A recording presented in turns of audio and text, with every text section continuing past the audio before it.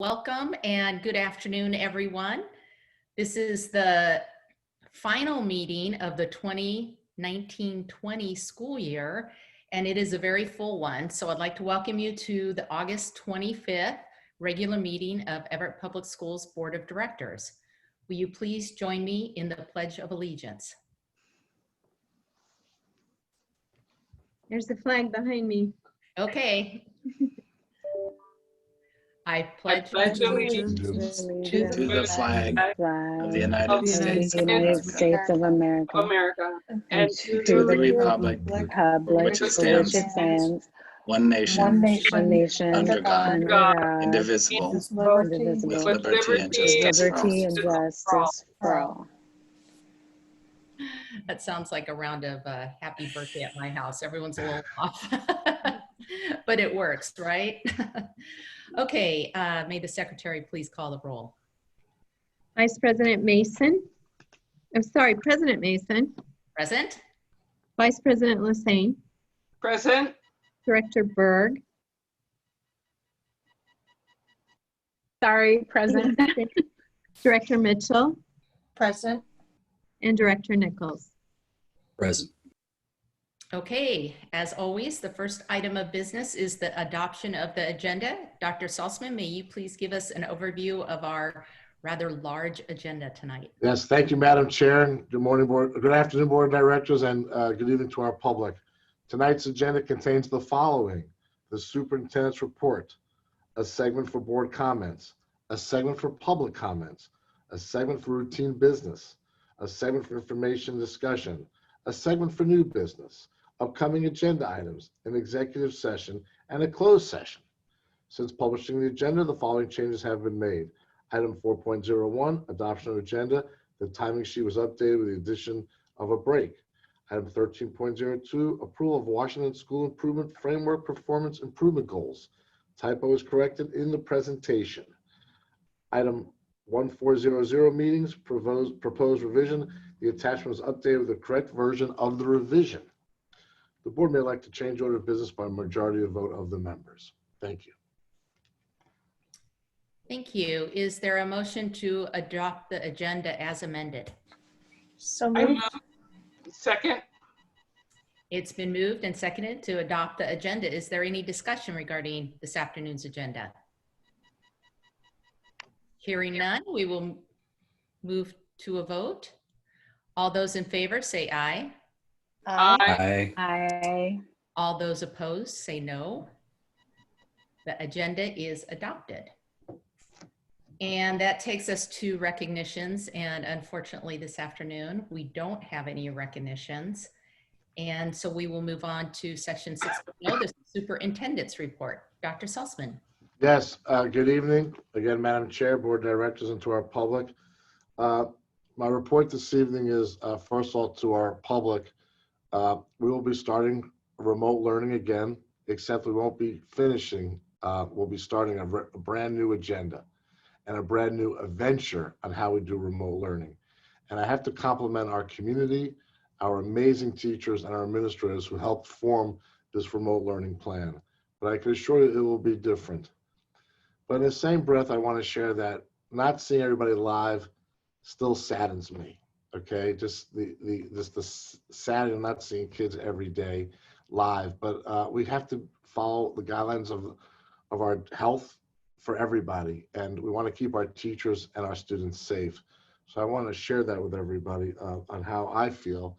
And I just want to remind everybody that Labor Day is coming up, and I want you to be really cautious. I still want you to be cautious and to mask up and do the right thing so we don't go backwards when we go forward. But I will promise you, and we're going to have a whole different world of remote learning. The staff has done an amazing job putting this together, and you will see a whole lot different work, whole lot different attitude. And I want you to think like we've been thinking. And I want to outdate myself, but Secretariat came out of that gate real fast for that last race. Do you remember that last race for Secretariat for the Triple Crown? Well, we're coming out real fast and real different than we finished. So buckle up. We're going to get this done for our kids. And I wish everybody safety and blessings this evening. Thank you. Dr. Salzman. Let's see. So now we will move on to board comments, section 7.0. And if any director would like to start, please give me a hand wave. Let's Director Mitchell. let Director Berg go first, since she might have to leave sooner. And since we haven't seen her in a while. Thank you. Director Berg has been selected to go first. I've been nominated to go first. No, my comments are going to be short and sweet. I just want to thank everyone at the district, my fellow board members, the community, teachers, parents. I mean, it's been overwhelming, the amount of support and love that has been shown to me and my family and the kids during, after my accident. And, you know, just to let the community know, you know, I'm at home, I'm recovering, I'm slowly getting back up to working at full speed. You know, my focus is serving on this board and helping govern our schools. And that's always top of mind for me, even as I recover. So I just letting folks know that, but just letting folks know how helpful it is to know that I've got so much love and support as I recover. It's expected that I'll make a full recovery. It'll be long, but I'm going to get there because of folks like you. One thing I did want to add, you know, I've had a lot of time to be at home and be reading. So I want to thank the district for giving us those amazing books. I've been tearing through those since I've been adding to my reading list. And those have been amazing books, like Stamped from the Beginning and some other wonderful multicultural reads. And one thing I wanted to say, if I don't know how many of my fellow directors or folks at the district level have seen some of the Instagram and I guess mostly Instagram accounts that have been made by some of our students at the various high schools that are talking about their experiences as students of color and LGBTQ students. So one of them that our family has looked at, and some of the stories just will make you cry, JHS Voices on Instagram. And that is talking about what some of the students of color and LGBTQ students are experiencing at schools. The other one is POC, and then the letter N, queer. That one is actually kind of a compilation of students from schools across Snohomish County, some of them at our schools here in the Everett district. I'm mentioning those because if you want to know what it's like that boots on the ground and, you know, what our students are going through, students who are not in the majority on a daily basis, that's going to give you a view. And again, it's heartbreaking, but I think it's important for us to recognize and listen and learn from the firsthand experiences that they're having in our schools. So I'm just putting that out there. But again, thank you for all your support and love as I recover from this injury. Thank you so much for that, and for sharing those links and that information. And please know, I think you do hopefully, that we are all here for you, and hoping for the speediest recovery so you can rejoin us fully, because we miss your voice. So take care of yourself. Okay, I need another hand wave from another director. Okay, now I can go, if that's Okay. all right. Go ahead. I just first want to thank everyone who voted for the bond.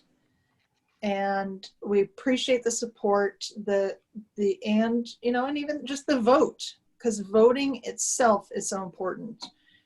We are so pleased that we did get that. I am pleased personally that even during COVID that we did reach that level. The second thing is remote colleges are starting, and colleges are starting. Everything's starting. I just want everybody to stay safe. And next, I want to thank Brian Beckley for helping me coordinate some volunteering I'm going to be doing at Jackson and at Gateway Thursday and Friday to help pass out textbooks, Chromebooks, t-shirts, whatever they have me doing. I've coordinated with both schools to show my support, because these are going to be tough times. So thank you. Thank you. Let's see, Director Nichols. First, want to start with saying that it's great to see April again. So welcome back. I'll echo everybody's well wishes. And I just want to underscore to our community that we know this is an unusual time. It's an unusual position for us to find ourselves in. with COVID-19 and the precautions that we're taking, and we're all feeling the stress with you. We're all in this together, and just continue doing what you're doing. I'm amazed at the resilience of our community, and please, please, please reach out if you're not getting the information you need, whatever it is. Please let us know, because chances are if you're not getting the information you need, somebody else isn't either, and we need to know that so we can make it right. And that's what I got. Thank you. Director Lassane. Yes, I want to say on the last meeting of the 1920 year, I'm just so happy with school starting. I am very appreciative of having had the opportunity to welcome our new teachers on Monday to the district. It was kind of nice to see their faces, well, see their bodies there. Their faces were somewhat covered, but they chose Everett Public Schools to come here. And I let them know that during this very interesting time that we are here to support each and every one of them. Just like we turn out and try and support each and every student, we're here to support each and every one of those new teachers and our staff, because they are our greatest resources. I am so grateful for having had the special meetings and sessions this past summer on equity and SROs, on fall reopening prior to it opening next in 2 weeks, and also on the board retreat. I think it's great that we as a board can get together and look forward and look at, in these trying times, how are we going to serve our students in our community the best that we can. And we establish our meeting plans so that we can be there for you, as well as present what is going on in these trying and difficult opportunities that we have ahead of us through the COVID-19 crisis. I'm so glad we sit there, because sometimes we don't have that opportunity to talk to our fellow board members as a board, and then sit back and say, how should we assess how well we're doing? How do we know how well we're doing, and what can we do better? And that's very important to do. I do know that there were approximately 21 students that graduated this summer. It would be nice to find out what that last number was. I know we don't have an opportunity, we did not have the opportunity of being there, but it would be nice to maybe get a couple of pictures of their smiling faces as they walked across the door or the stage or whatever it was, to signify that they have finally completed high school and moved on. It is so nice to be able to see that. I miss that so much. I miss the graduations in June. I just miss having the opportunity of seeing children in their classrooms. So I am looking forward to when we all get back to that particular time. But I am so truly grateful for starting the new school year, and I look forward to supporting each student and assisting every family in trying to ensure their kids finish this year with success. Thank you, Pam. One of the, maybe the benefits of going last is that my fellow directors so eloquently cover everything that I want to speak about. So I am too very pleased of the results of our bond, even though we did not hit that 60% mark, but certainly 59% is a strong showing and support from our community. And wanted to touch on the fall reopening. I think it's already been said. I am a little bit reflective as this school year winds down. I know it feels like it's winding up right now for most of you. But what a year it has been. It has been an incredible year. And I just want to thank our community for sticking with us along this journey. It looks like we have a little bit more to go. And I'm just so proud of our district and all that we've accomplished this past year, and especially the folks sitting here in front of me on the screen for all the work and hours you've put into making this the best opportunity for all our students as possible, given the circumstances. So thank you to all of you. And with that, we're going to go ahead and move forward. We are moving on to public comments. And do we have public comment this evening or this afternoon? Yes, we do. Okay. One public comment.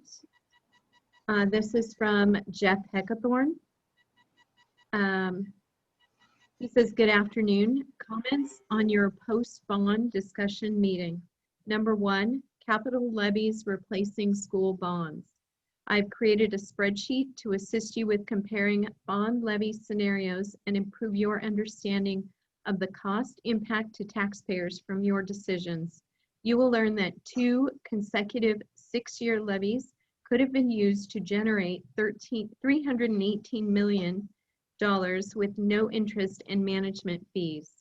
Your attempt to pass a $318 million bond would have cost taxpayers $418 million. Please visit the School Bond Pros Cons website to access the spreadsheet. Everett has the highest school taxes in Snohomish County. The spreadsheet will also show you how local school taxes have risen sharply for a typical taxpayer in the last few years and will continue to rise rapidly by design in the years ahead. Citizens are rightly complaining.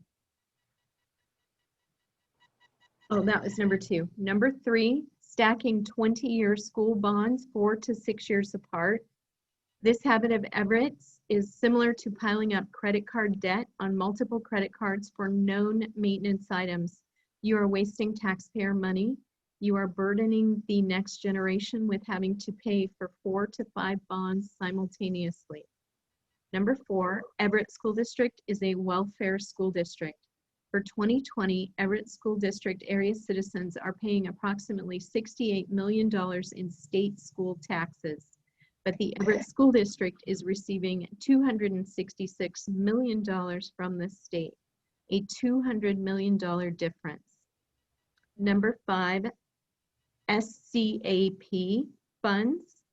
District personnel incorrectly referred to SCAP as State Construction Assistance Program funds. The correct term is School Construction Assistance Program.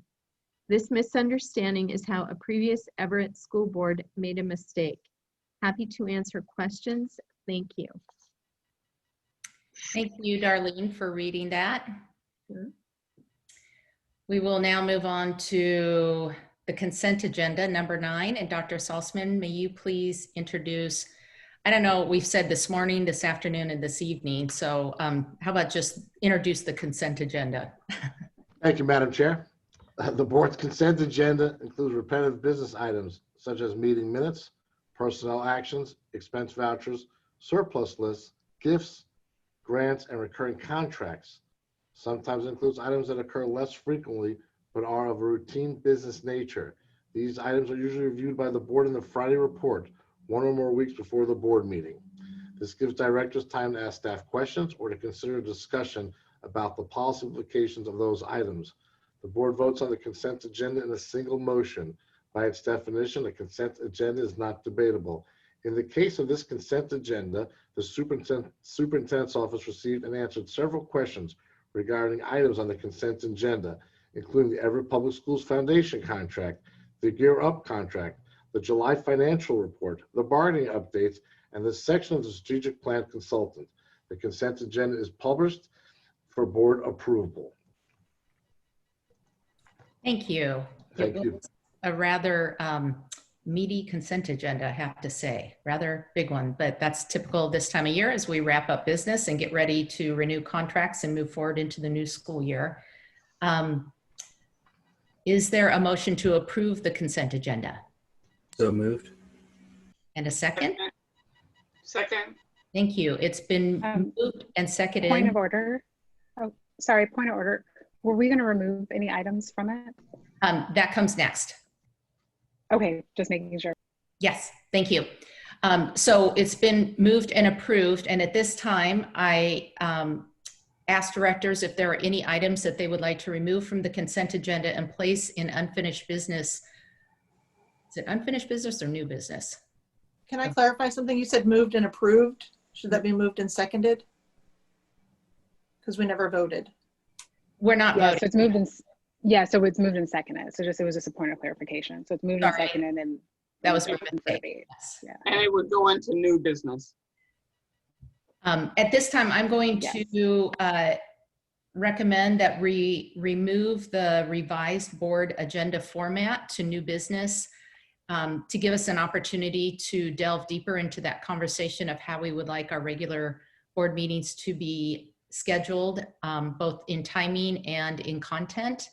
I think we have some unresolved business from our summer board retreat, and I would like to further that conversation. So you need a motion for that? Yes. So moved. Second? Second.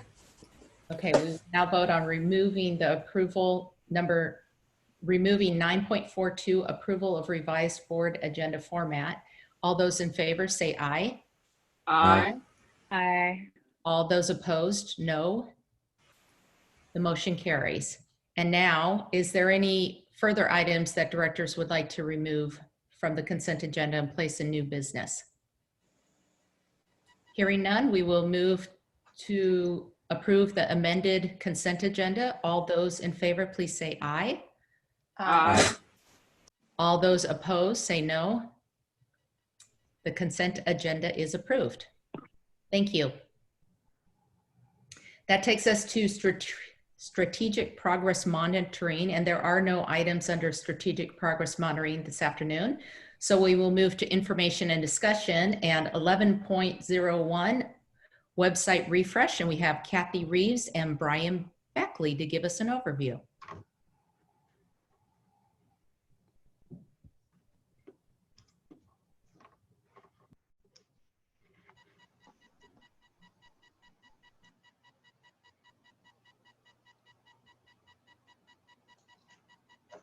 Directors, go ahead and mute if you don't need to speak at this time, please.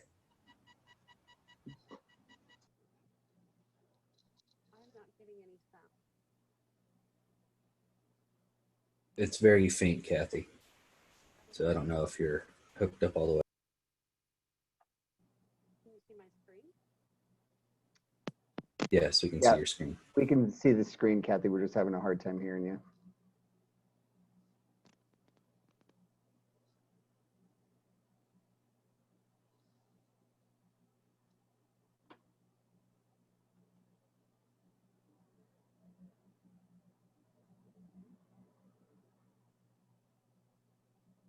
Kathy, you're showing up as two people. Do you have a phone on?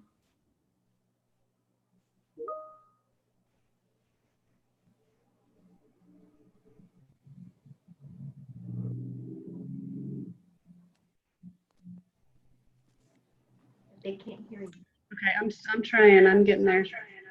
Oh. We could hear you. We could hear you then. So sorry. So you can see the presentation now, I assume. Brian, can you see the presentation? Yes, we can. It's just, there we go. Now it's in presentation mode. Okay, I'm so sorry. So I'm on two different computers because we're going to try to show you the new website refresh, and it doesn't show on the laptop. So that's why I'm having problems. So I can see Catherine and Caroline. Can you give me the thumbs up if you can hear me okay?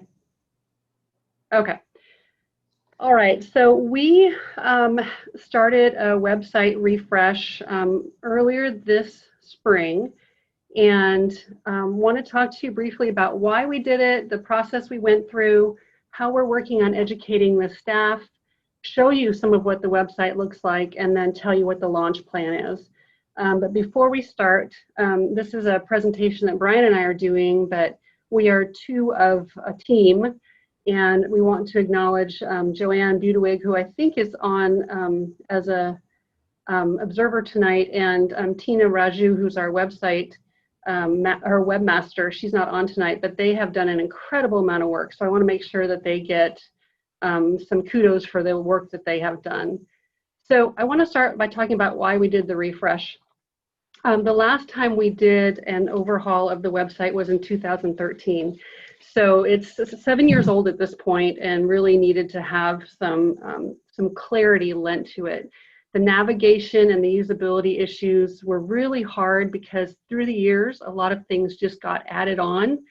And when you just keep adding pieces on, you lose your prioritization and your strategy, and you just get a bunch of clicks and clicks and clicks and clicks. So we had inconsistencies and lots of user confusion. So we really wanted to make it something that was much more community and user friendly. And I just took this one screenshot that you can see. This is one of the confusions. So if you went to the Students tab and you hovered over it, you had this list of options. But if you clicked on it, you had an entirely different list of options. And that's just one of the many, many examples of how people could get confused on where they needed to go and how they could get to where they wanted to go. So we knew from the start we need to have some better usability studies and figure out what are the helpful navigations that we can create for our community. So our process really began by listening. We spent time early in 2020 listening to our community with feedback that they were sharing, listening to our parents with their feedback and input, as well as staff about their experience on our current website. In February, our Technology Advisory Council had a meeting just devoted to this topic. And we spent some time reviewing several exemplar district websites. We'd gotten input from several sources out there and experiences from listening to the community about their navigation with different district websites, and some, hey, you might want to look at this. And so we looked at some of those as top exemplars, and as a council, and our council is made up of community members and parents and students as well. And they provided us some valuable information and a prioritization of how to improve the navigation and the layout of our website. And it was clear from listening to our community and the input that we were receiving that we needed to ensure that there were improvements made in how to navigate our website and more easily find information. And they liked the input from the community was how much they liked the websites that had more inviting visuals, that was not so text heavy, as well as reducing the number of clicks to get information. You heard Kathy reference that. And so we used this input to conduct a review of website vendors that were out there, using this priorities and this input from our community that they'd outlined as our guide in our vendor review. And we selected Blackboard as who we would go with. And they are our current website vendor that we are using currently. And they met all of the criteria that we were looking for, with the addition of having teacher web pages as part of their product. We wouldn't have to outsource that to a third party. And with other vendors, that was a requirement. We could keep it all within Blackboard. And so our website design update began with Blackboard by having them do a formal website assessment. And that provided us some great recommendations on how we could update our page layouts and use some of their built-in tools for accessibility. And they also worked with us on updating our website standards. So next we started to train right away. That began in June, and it's been ongoing throughout the summer. This is a combination of live drop-in sessions and video tutorials. It's included topics such as how to use the updated website and page editor tools, the website manager, the review of the new website features, the updated website standards that we worked on. And in August, so this month and continue throughout the start of the school year, we're working with school webmasters and training on how they can prepare their new content for their school homepage. For teachers, we've included that in our teacher training. Like, for example, this week is new hire orientation and website is part of the training that they have, and it's embedded into our virtual classroom training that we've been doing with teachers in August, and will continue into the start of school meetings as well. There will also be continuous coaching through August and September. Without updated website standards, this process has revealed the importance of ensuring that we need to keep sort of that established best practices so that future changes that somebody might want to make on the website goes through an approval process. And so the experience parents have would be standard throughout the district, that different schools wouldn't necessarily look different, that they would have a similar experience. And so our communications office will be that place that people will vet possible proposed changes through, rather than make it having it be more site-based. And this way, for parents, there'll be a standard look, there'll be a standard navigation as they go between schools, as well as their experience in going to the district website.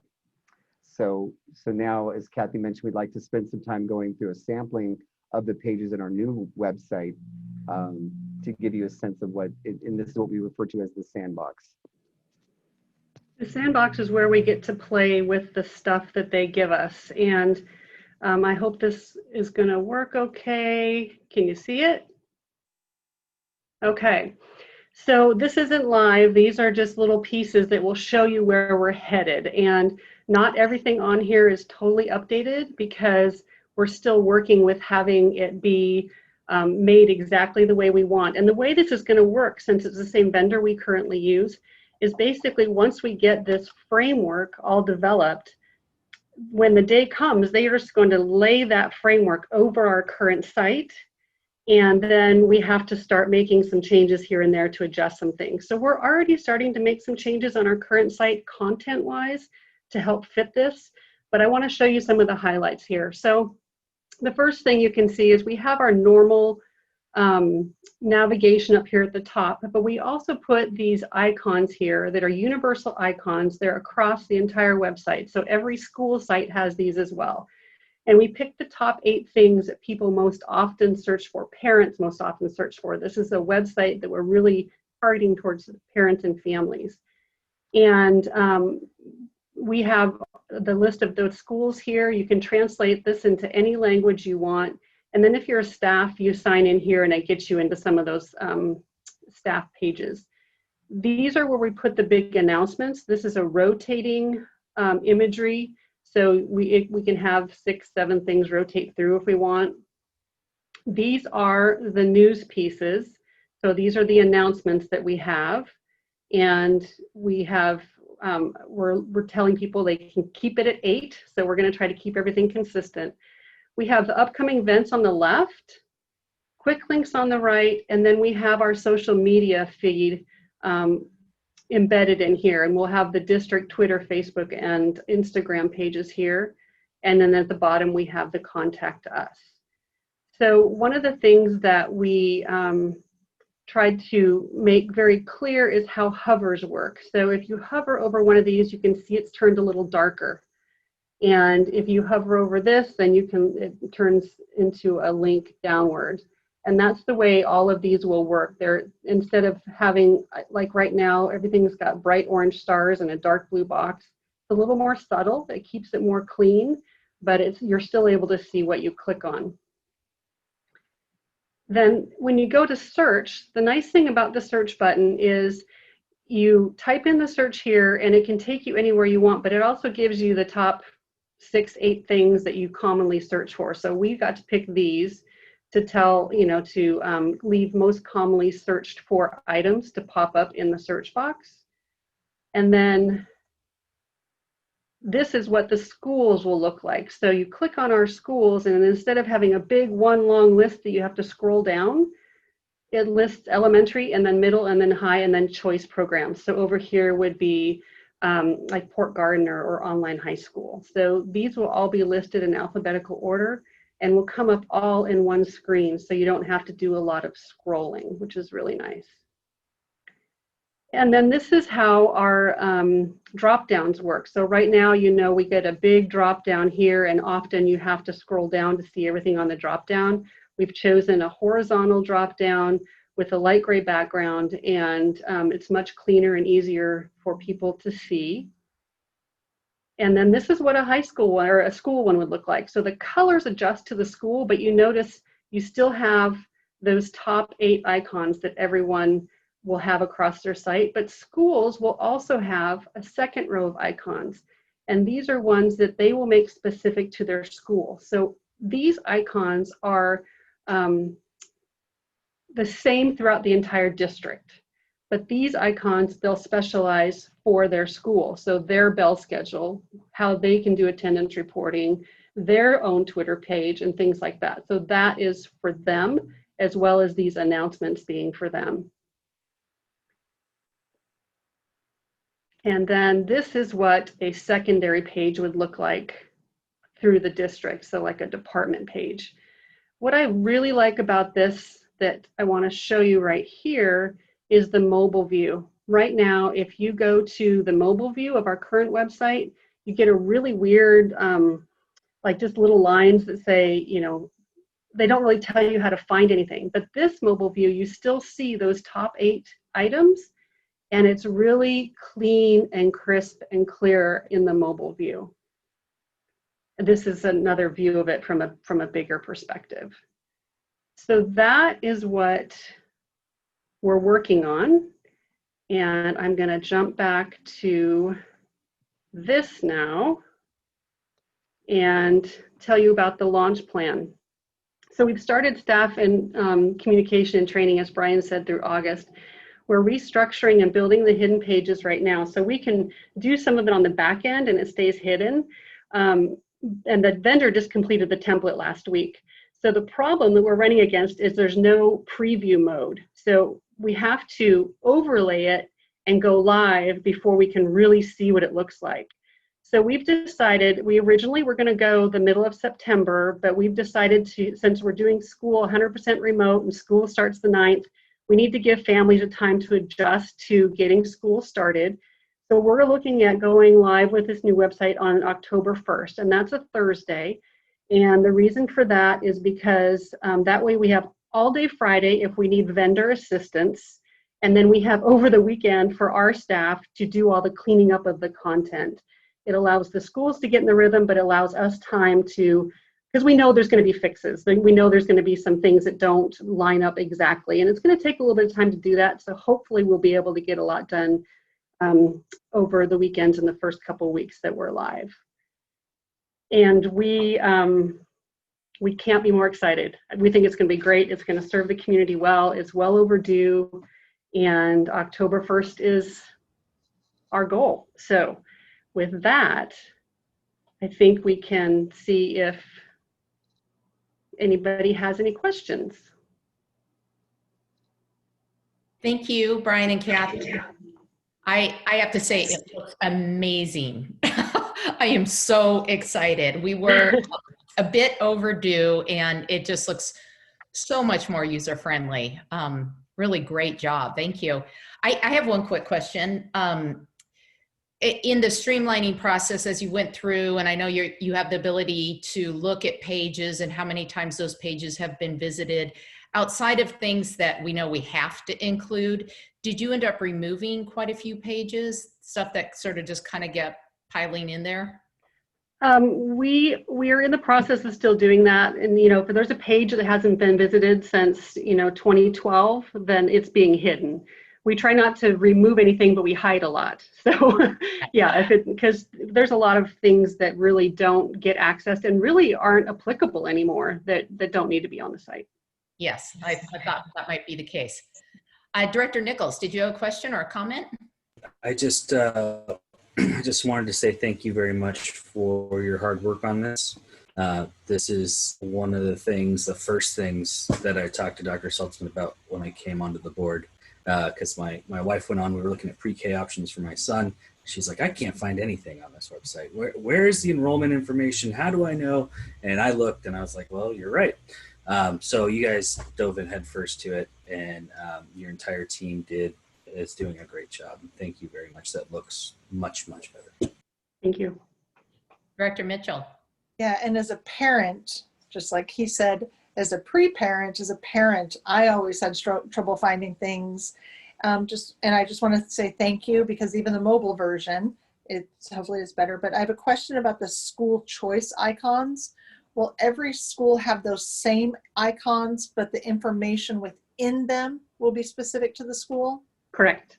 Okay, good, because especially for parents that have multiple kids at multiple schools, it'd be Yep. nice. Jackson, Gateway, Penny Creek, all in the same place. Okay, Yep. perfect. Thank you.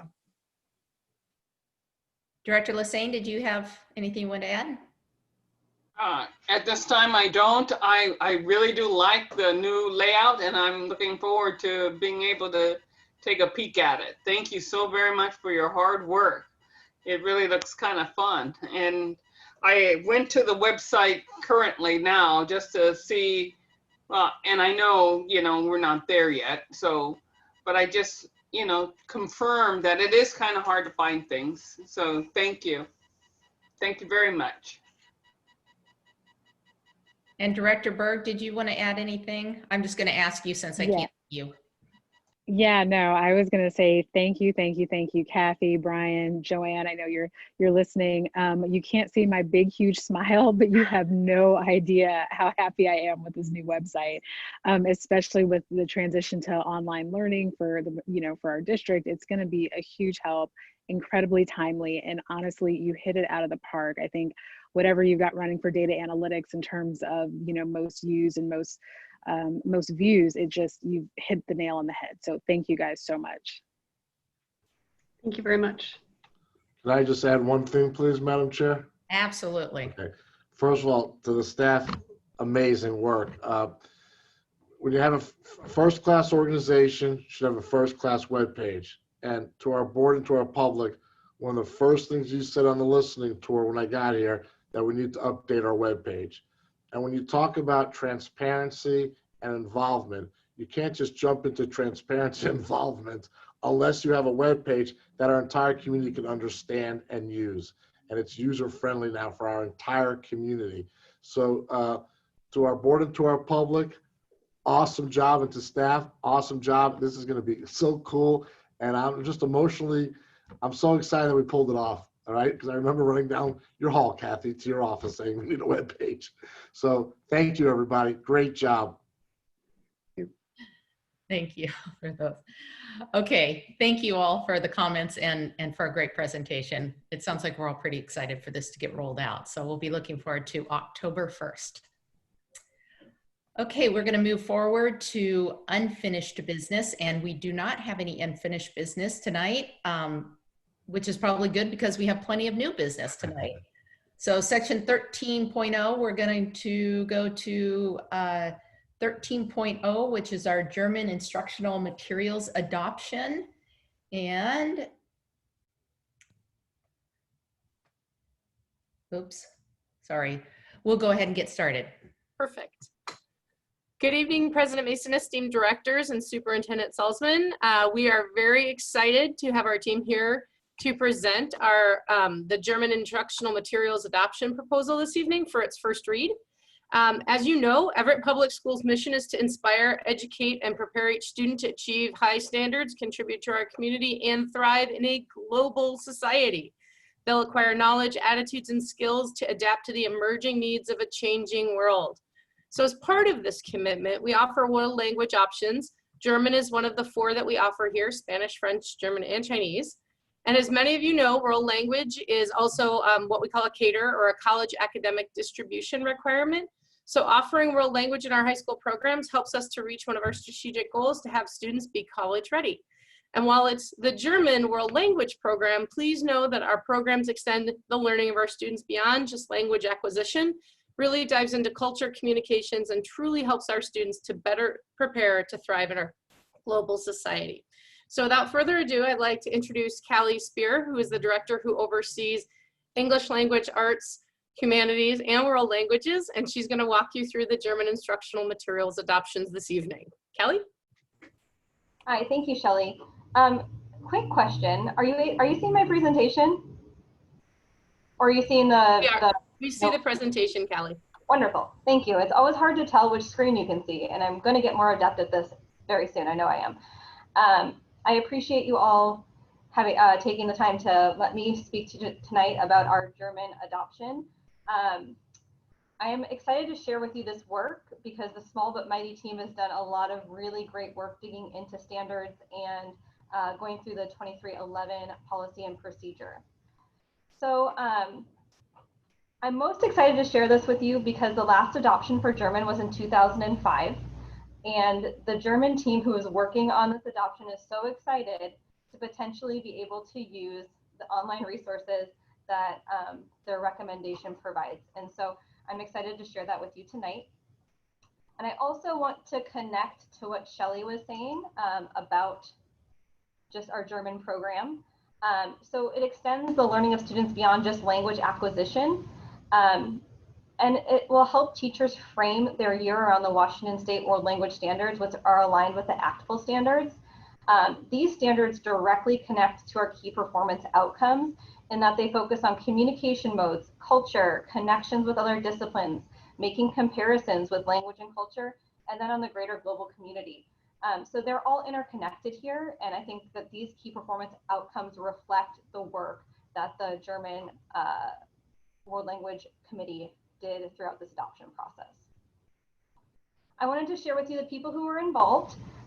Again, Small But Mighty team. The main focus were the teachers. So Jennifer Hesse, Kathy Lockwood, and Ryan Wolk. They did the bulk of the work. And also Megan Klaas and Michelle Renee from Jackson and Cascade were also part of the team.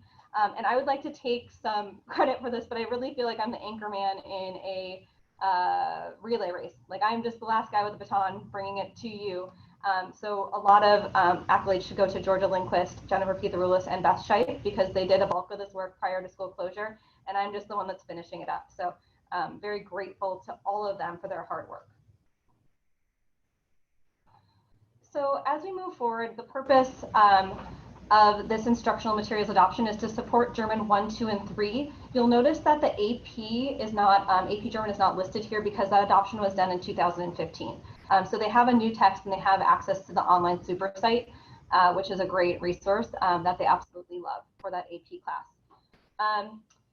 In addition to that, I want to reflect that we followed 2311 and 2311P as we did this process. I came into this in the beginning of July, and my office was covered in binders and papers of all of the work that they had done as I was trying to sift through and figure out, did we follow all of the different pieces of the policy and procedure? So the work is quite extensive. And so, as I said, we followed the rigorous and comprehensive process. And the thing that I would like to highlight here is the connection to the mission and vision, our strategic goals, and then also the standards. This team dug in on 2 separate meetings to the standards and looking at proficiency within the standards and really defining that. And so that work actually lays the groundwork for the really important planning that we have to do this year. And that includes like scope and sequence and lesson design in utilizing the online resources. In addition, I want to highlight that we closely looked, and by we, I mean the greater team, I was not actually involved in this part, but they looked for bias, fairness, accessibility within all of the texts. And it was really interesting because we looked at like German textbooks for American students, and we looked at German textbooks for German students, and kind of tried to weigh what was going to be best for our students there. And so we found a lot of different biases within those German books, which was just, it was a very interesting conversation to have with the team and trying to figure out what do we put forward for recommendation. So they really dug into that, and that was a huge consideration piece for the book that they are recommending. So throughout the process, we conducted our normal meetings. We picked them back up this summer, so I was able to meet with the team 3 separate times. Something that is a little bit different with this process was that we did an asynchronous virtual open house where our publishers helped a lot by creating presentations and allowing online access for community members and for staff members to go in and review and look at what the materials were. And then we also created Appendix F and Appendix G in online form so people could fill those out. And we worked with Kathy Reeves and team to get that information out to our community. So shout out to them. They did a lot of really hard work for us in a really short timeline. So I'm very appreciative that they kind of helped me with all of those pieces as I came into this role. So we are recommending Vista Higher Learning Mosaic 1, 2, and 3. This is a brand new edition, hot off the presses, so 2021, which they were really excited about because it's going to have the most up-to-date information on culture and community. We would be adopting textbooks, student consumables, and digital tools that integrate with Canvas. And so it felt like a really good option for our current situation. I wanted to just show you some different pieces of the online super site that the team was really excited about. First of all, full access to the online textbook. So in the event that students don't want to have the actual physical textbook, they would have access to online. This will also help us with our timeline this year, in that our timeline is a little bit shorter. If this is approved, we would be approving on September 8th. School starts September 9th. They would have almost immediate access to the online pieces, so they would be able to start the school year with some actual text and something to consume. There are really cool communication tools. So they're kind of like this online video demo where two students can talk to each other, and it uploads to a teacher. And so it shows them having an actual conversation. And if you're looking at world language acquisition or best practices in language acquisition, this is a hugely important tool, and not having that time in class where you have face-to-face with another student is going to be challenging. And so we're excited about this option. The team also loved the practice pieces. So if a student is using or submitting an assignment in SuperSite, the teacher can set the number of times a student can practice before submitting. And so they love this idea of students just practicing and digging in without necessarily, getting it right or wrong at first. And it gives them more opportunity to learn. And then in addition, there are communication tools. And I wanted to share this little Bitmoji guy with you because the team thought it was kind of off-putting, but also they thought it might be a great opportunity for to build a little community around something silly, and that so students can kind of engage in that way. So we have a lot of different reasons that the team thought that this was the best option, and I'm just going to highlight a few of them. The first being that Dankmal, which is our adopted AP book, is from Vista Higher Learning. So the articulation between German 1, 2, and 3 into AP is really clear. And that was a big selling point because students are used to the progression and the lesson design within the Vista Higher Learning or they would be used to it if they then had Dankmal as an AP text. So that was a selling point because they figured if they're using Dankmal for AP, it would be a great option to have the other books that align with that. They also really loved the idea of life lived right now. So within the super site, there are a lot of common current pieces. And so if you're connecting with authentic and contemporary German language, they felt like it was just nice to have all of those contemporary pieces that are updated often. And so that was something the publisher shared with them. Excuse me. And as I mentioned, the digital resource piece was huge. SuperSite is amazing. There's just so many resources, and this was the one worry that the team had was just the sheer amount of resources and how we're going to dig in and create a scope and sequence out of all of the different materials, which is a good problem to have, and they were excited to have that problem. They like that it's compatible with Canvas, as that's our platform, and it's accessible on phones if students need to get it on phones or on laptops, Chromebooks, whatever they have. So that was great, and there's 24/7 tech support from Vista Higher Learning, so that was nice too. Excuse me. So our plan for support is, if this is approved, we would begin our initial professional development in September 2020. That would involve contacting with the publisher and getting real finite training on SuperSite and best practices with SuperSite, because that's where we need to head. We would be focusing on our essential standards and also looking at best practices in language acquisition, and of course, connecting everything to TPEP and Danielson. So in conclusion, the team wanted to choose this curricular resource because it had alignment to the state and ACTFL standards, which are really great in that they are proficiency based. And so they were excited to have a curriculum that actually aligned with those standards. They love SuperSite, they love the technology pieces, and it aligned with Denkmal. And so if we are, if this is an approved adopted material, we are excited to get our start working with the publisher on learning SuperSite and then digging into instructional mapping and advancing opportunities for all of our German learners. Thank you so much. Does anybody have any questions? Thank you so much for the presentation and the overview on behalf of the group that worked to bring this adoption to us. As typical, it's a very thorough process, and I'm always impressed with the work that goes into every adoption that we do. Do directors have any questions? I just have one quick question. You know, this has been a discussion for several years about the number of enrollees in German. Is it like, do we have one section in each school, or because I see a budget of about $66,000, so I wasn't sure how many students and staff that reaches out to. We have 3 German teachers and we have about 300 students. Oh, excellent. That's a strong number. Thank you. And that's 300 students spread across all 3, or does Sequoia also have a class in German? Sequoia does not offer a class in German, and it's not offered at Everett High School either, and that's due to just lack of interest in enrollment. So it's offered at Cascade and at Jackson right now. The German team is really excited, and they think that this recommendation could actually help build support for a program at Everett High to rebuild that program. And I mean, they really feel like students are going to be really interested in the material. I know that, oh, may I ask a question? Are you finished, Tracy? I apologize.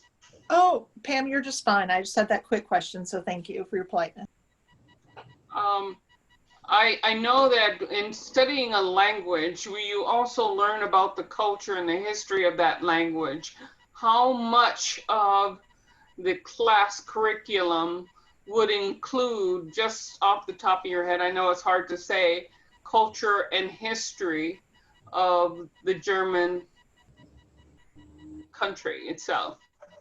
Yeah, that's a great question. So the ACTFL, or the Washington State Learning Standards, are broken into 5 C's, and culture is one of them. So it's at least 1/5 of the work that they do in the classes based on culture. And it's not just like German in Germany culture. They also are excited because the textbook also has German-speaking like communities in other areas, so reflecting the vast diversity of the German culture. So that was a big selling point for this online, or for the curriculum.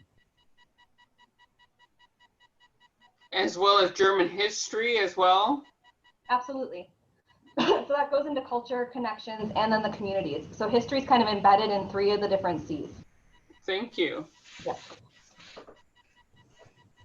Any further questions? I just had a quick question about the adoption schedule. And so when did we last adopt curriculum? And then what's the general schedule for adoption for foreign languages? The German last adoption was 2005 for German 1 through 3. And then perhaps Shelley Boughton could comment on the bigger picture of adoptions. For world language, I do not have that information, but I'm happy to put that in the next Friday report. That would give you an outline of the upcoming, the scope, the sequence of world language adoption processes. I would also like to, I just want to, yeah, I was going to point out to Director Berg that also, just in a bigger picture, we do have a curriculum and adoption update as one of our, in one of our board meetings. I don't recall the specific date off the top of my head, but that is embedded in the information and work that we'll be doing this year as well. that'd be great. I'm just trying to make sure that like none of our languages are still, you know, making sure they're all talking about the euro, I suppose, little things like that. That's always the red flag with curriculum adoption of foreign language, but awesome. Thank you so much. And I would also like to request, as a part of that Friday report, could we get an update on which languages are offered at which schools? And then if it's easy to do, I would love to know the enrollment or roughly the enrollment of each language. If that's not as important, I'm just more curious what going forward, what that looks like. Yep, we can do an enrollment. We can pull the enrollment data and get that for you in the Friday report as well. Thank you. You questioned one thing that, or you brought up one thing that is on my mind. When we started looking at Chinese curriculum adoption, which schools is Chinese being taught at? Is it just Everett High School, or are there other high schools? It's being taught, excuse me, Everett and Cascade share a Chinese teacher. And so it's being taught at least 2 sections at each school there. And then it's being taught at Jackson as well. Oh, it is? Okay. Okay. I got you. Because I thought one of your teachers listed at the beginning was included a German teacher at Everett High, even though we don't have a class. No, if that was in there, that was a mistake. I can check. But no, it was. Maybe I'm mistaken. I might be mistaken. Jennifer and. Was there a Lockwood or? Yeah, Lockwood's at Cascade. Okay. Mm-hmm. And Jennifer Hesse is at Jackson. At Jackson. Yeah. Okay. Thank you. Yeah. Any further questions? Okay, with that, we will give Callie's voice a break after rolling that out to us, and say thank you very much for joining us this afternoon to present. And we will go ahead and move that to second reading. That takes us to 13.02, which is approval of Washington School Improvement Framework Performance Improvement Goals. And Dr. Catherine Matthews is going to walk us through this. That is a mouthful. Are you seeing my presentation? Yes, we are. Okay, terrific. All right, so thank you for having me this evening. Tonight I'm going to talk about the Washington School Improvement Goals, and specifically how they feed into the School Improvement Plan goals. And I'll begin by just talking about a little background, so the timeline of the WASF release, and then we'll talk about the methodology for calculating it, as that's something that you've asked for in the past. I'll help you to understand the school improvement planning law as it pertains to the WASF elements, and then the goal setting parameters that we used in the past and our recommendations for this year. Here you can see the connections to the school or to the strategic plan. I won't spend any time on that. All right, so just to give you some context, the Washington School Improvement Framework replaced the Achievement Index as the measure of accountability in schools. And that began in 2018. It was first calculated, and that was based on the 15, 16, and 17 school years. And it determined the support that schools received in the 19, 20, and 21 school year. It was not set again to be recalculated until this year. However, in order to help the schools understand their performance over time, the state did a recalculation in 2019 based on the 16, 17, and 18 school years, and in 2020 based on the 17, 18, and 19 school years, just so that schools could see where they were trending. The plan initially was to recalculate the threshold for the Washington School Improvement Framework in 2021 based on the 18, 19, and 20 school year scores, and then that would determine support for the 22, 23, and 24 school years.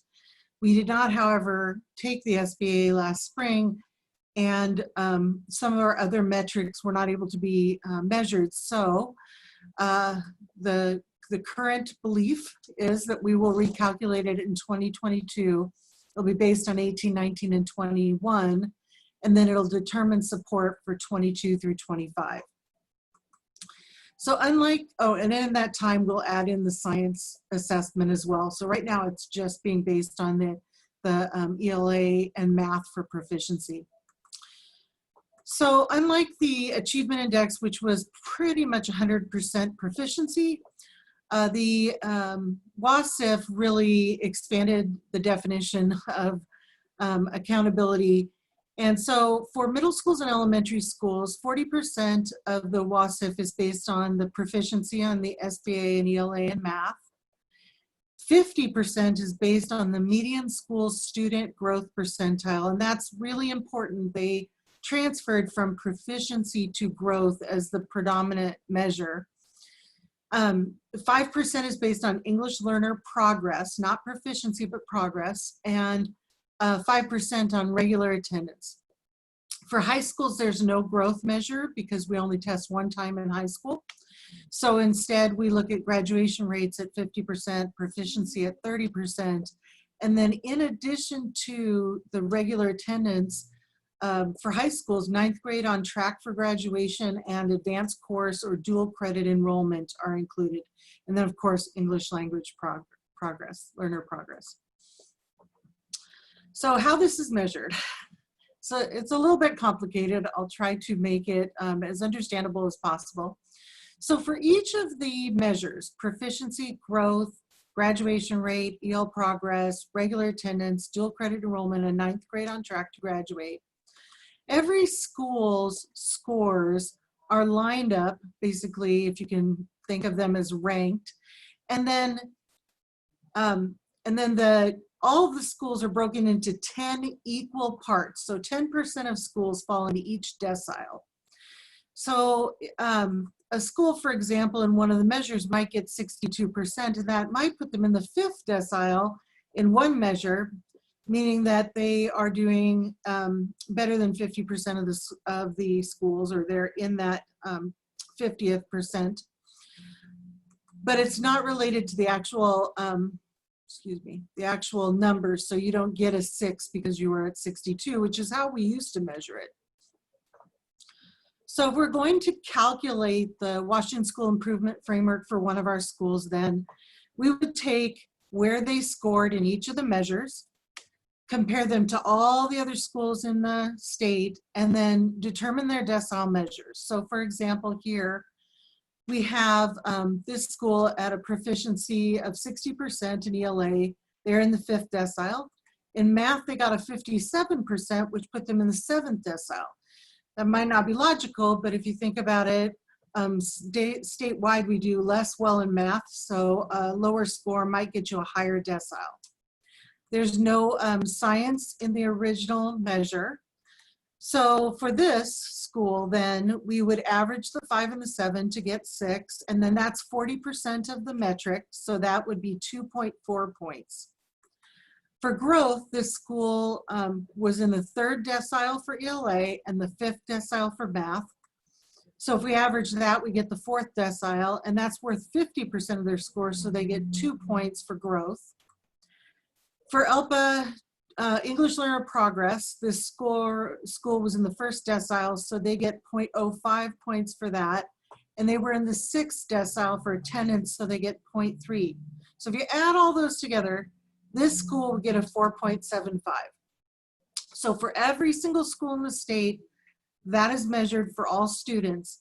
And then those are all lined up, and the state determines the highest score of the lowest performing 5% of schools, and that's the threshold for assistance from the state. So when a school falls below that number, which in 2018 was 2.3, if they fall below that number for all students, they're in comprehensive support. If they fall below that number for one of their subgroups, then they get targeted support for that subgroup. So here we have a school. There's our threshold of 2.3. And this school for all students got a 6, so they're not going to get comprehensive support. And for all of these subgroups, they were above that threshold for 2.3, so they're not going to be on targeted support for those groups. But for these two groups, they were below that threshold. So they had a 2 for African American or Black and a 2 for low income, so they would get targeted support in those areas. So one thing to keep in mind is that this measure was really designed to count the most students. So in the old measure, many students were never really counted. For example, when we talk about the minimum size of a population, in the new system, if you have 20 students in any combination in 3 years, that group will count. In the past, you had to have 10 students in a year, meaning 30 over the course of 3 years to count.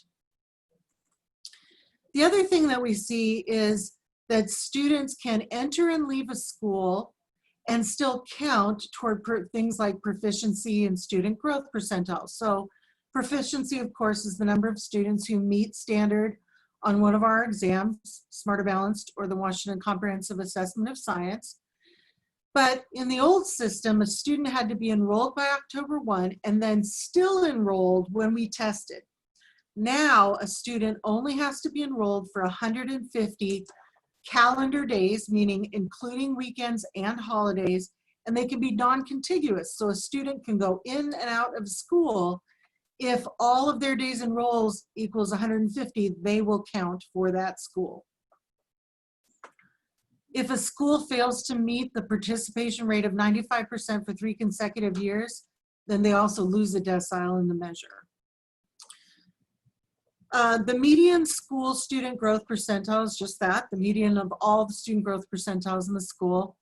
And that is measured on the half-yearly enrollment as well. So 150 calendar days, not contiguous. Graduation is based on the 4-year adjusted cohort rate, which is what we have been measuring for years and years in this district. And schools can get additional points if they have extended graduation, 5th year, 6th year, 7th year. We're at the top right now, so we don't really get much out of those additional years. English learner progress is a little different than the other measures in that what you're measuring is the percentage of students who are on track to exit services within 6 years. So this includes students who qualify in 1 year and exit in the same year. It also includes Native American students who qualify for services under Title III. So for example, this would be a student in this top row who enters our school in emerging. That student would get 6 years to transition out. But our student in this last row who enters in progressing 3 would only get 3 years to exit out of services. Emerging means that on the 4 tests, you do not score in a 3 or 4 on any of the tests. You're in a 1 or 2 on all of the tests. Progressing means that you have at least 1 3 or a 4, and your lowest score was a 1. And that's true about progressing 2 and 3. Your lowest score, a 2 or a 3. For attendance, you can count. A student can count in more than one school because it's based on 90 days enrolled, 90 calendar days enrolled, non-contiguous between September 1 and June 1. So technically a student could be counted in 2 different schools for attendance. And a student has to fall below 2 full days of absences in a 30-day period of enrollment. So essentially, full days of absence divided by days enrolled has to be lower than 2 to 30 ratio. And this is excused and unexcused absences. Instructional field trips don't count, but sports field trips do count against us. And discipline will count against us if we don't provide alternative services. So that's a very high threshold. 9th grade on track. So for all 9th graders, you have to earn every credit attempted. It doesn't matter what your grade is, but you have to earn every credit attempted. So even 1 quarter or 1 semester of failure would be against you. Quarters, of course, are only at Sequoia. And then dual credit enrollment is the percentage of students enrolled in a dual credit course, which would be AP, college and the high school, running start, CT, or advanced certificated courses, industry certificated courses. All right.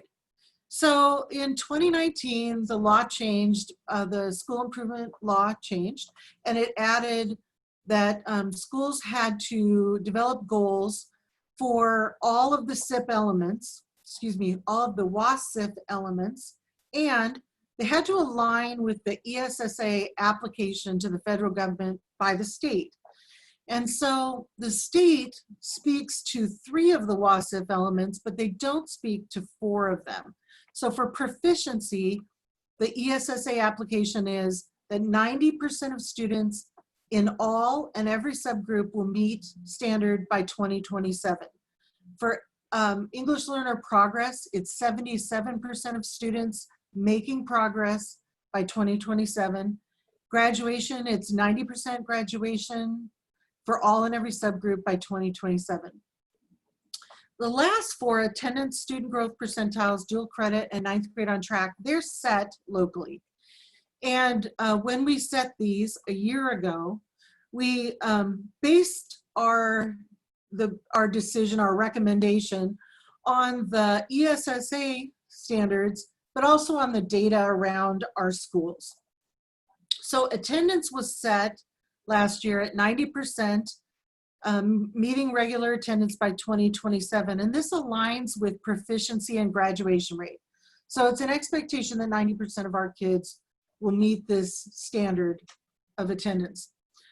The median school student growth percentile was set in alignment with ELL at 75, or the 75th percentile. Dual credit was also aligned with ELPA 21 at 75%, and that's because 25% of our kids are 9th graders and they can't really access too many dual credit courses. And then finally, 9th graders on track to graduate, that was aligned with proficiency and graduation at 90%. So our recommendation right now is really based on the data we don't have. So we don't have smarter balance scores, and we're not going to get them at least for a year. We do not then have median school student growth percentiles. The state is not going to release attendance in the same way that it has in the past. And ELPA 21 was not finished when we went out. So most of the measures are not available. And so our recommendation is to maintain the current goals and hope this spring that we will have new scores that we can use to inform us going forward whether or not we need to change those goals. So here what you're seeing is one of our schools, and the bars represent the actual, and then the dots represent the target. And this is SBA, because you can see the target is 90%. So what we would recommend is basically skipping a bar in 2020 and then adding in the scores from 2021 to get us back on track to that level of proficiency expected by the state. I have some additional data in the slides, and I hadn't intended to go over it, but it essentially is the backup data that we used in informing our original decision. I'm happy to go over that, but really it was just intended for your information. So with that, I will answer any questions that you have. So I'm just thumbing through here the additional slides, and is the dotted line our goal? Is that what I'm seeing on these different charts, these first charts? Yes, that was the goal line. Okay. So 9th grade on track at 90%. You can see each of the high schools where they were at. Great. Well, I'm so glad we took the time to go back over this because it's somewhat complex. Yeah. And there's a lot of inputs, and I'm so thankful for your work on this to be able to keep us all on track here in understanding the different inputs and numbers. I don't have any questions, and I'd like to open it up to directors. I had a quick question, if I may. Sure. Please. So, well, you were talking about technically like a student can count twice if they go between schools, things like that. Is that a, you know, that kind of can bias our N, right? Our number of students that we're measuring. Has that been a big problem for us, them counting students twice? Does it hurt or help our data at all?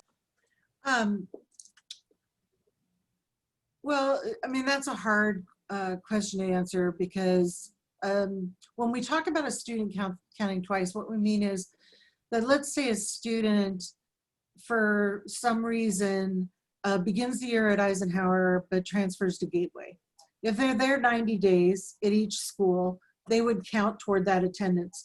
But the fact that they switch school doesn't really comment on, I mean, they might count 4 in a positive way or negatively, or one or the, you know, so it's hard to say whether they would or not.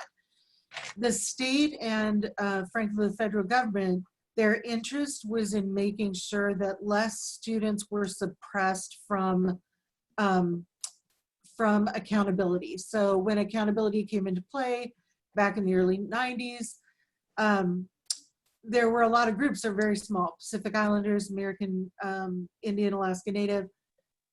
Now those students will appear in the data as a subgroup with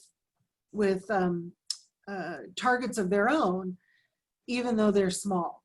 And I think that's right and good, right? We want to be accountable for all kids. Yeah. So am I correct in my understanding that really it's more about counting for attendance as opposed to their proficiency levels? So wherever they take their test, that's where their scores are going to go for their proficiency levels, right? For proficiencies, they have to be enrolled in the school on October 1.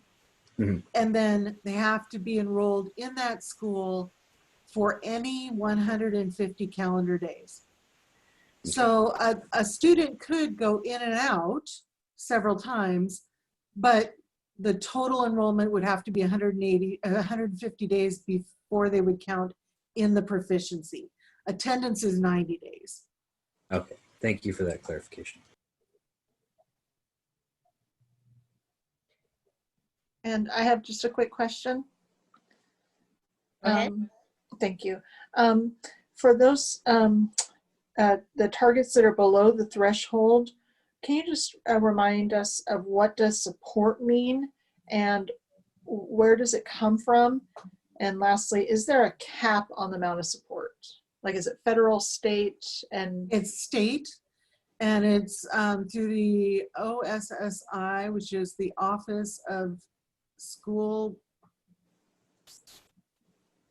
I'm sorry, Shelley or Dr. Bowden. Office, now I've just lost it. Office of the Superintendent School Improvement, isn't it? Yeah, there you go. OSSI? Yes. Okay, so then do we get extra or a set amount for each item, or is there a set amount for the school, or if we get too many items, we get capped? Yeah, so it's not necessarily funding. Okay. So, and it depends on how much support you need and for what. So comprehensive support, there are coaches from the state that help the school to evaluate their data and set programs in place. But being in support does not necessarily mean more resources. So what else, what are other examples for support? If that's not too broad of a question. Well, let's see. Who had a school? We had Madison in support. Who worked with Madison last year? Is it Sally? I did, Catherine. Oh, sorry. Thank you. Yes, and we also have OSSI support for Sequoia High School and for our Graduation Alliance Everett program. The support that we did receive was additional funding, and it allowed us to access it for professional development, support to students specifically, especially those who needed the interventions. And the money was largely flexible and allowed us to address different needs at different schools. So it was not a large amount of money, but a small amount to help support some of those pieces. Okay, thank you. You're welcome. It's the Office of System of School Improvement. System and School Improvement. Sorry. I thought it was the Office of something instruction. That's just what we Forget it. Just go with something. Okay, directors. I actually did have a question in looking back over the slides. Who establishes the percentages or where are they derived from on the accountability when they look at things like the 40, 50, and 5? Tell me where you're looking. So I'm on slide 7. Okay, let's see here. Slide 7.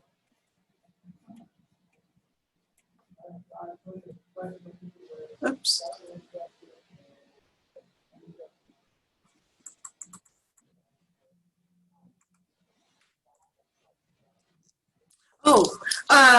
So the State Board of Education consultation with OSPI's data analysts, they use a statistical formula. This breakdown was determined when the state went through the process of applying for the ESSA accountability. So every state had to put through an accountability package. And it was determined by a group of committees that evaluated all of the different metrics that we could use. This committee, as a matter of fact, was legislators, superintendents, different community groups. So that breakdown was just determined by those committees. Okay. And that, the growth in the graduation rate, those were very big discussions about what to value. Because in the past, the only thing in the achievement index was proficiency. Right. Okay. Well, it'll be interesting to see if we can stick with these measurements long enough to go back and see if these percentages did indeed identify the right individuals. But that's out in the future. So, directors, do you have any other comments or questions before we move forward to a break, I guess? Hearing none. I want to thank Dr. Matthews once again for a great presentation and a very in-depth dive into this. Oh, I apologize. We need to approve sorry, we're not breaking yet. Everyone hang in there just a minute more. So we need to approve the performance goals, correct? That's correct. And is that something that I wasn't aware? Do I make a motion now or do we move this to second reading? If someone could help me. I do not know your rules were. What was that, Darlene? President Mason, you can vote on that now. I didn't hear that, Darlene. If you could repeat that. You can vote on that now. Okay. Is there a motion to approve the Washington School Improvement Framework Performance Improvement Goals? So moved. Is there a second? Second. It's been moved and seconded to approve the Washington School Improvement Framework Performance Improvement Goals. Is there any further discussion?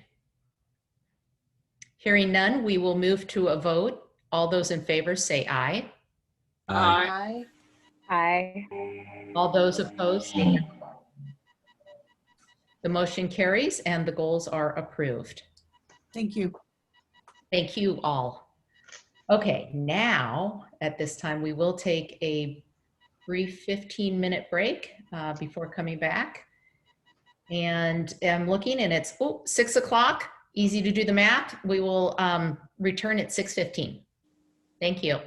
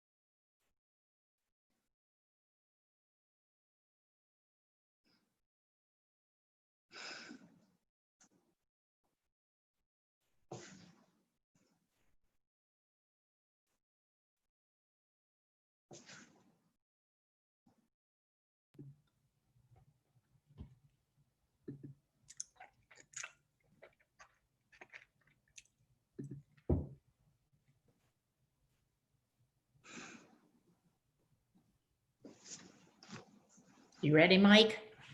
Yes, I am. We'll give it one more minute here. All right.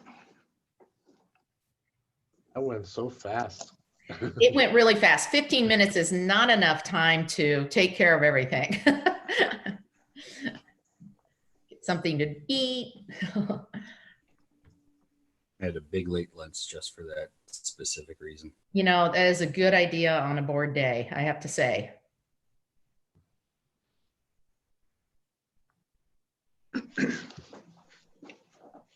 We tried, but J&L Barbecue was closed today.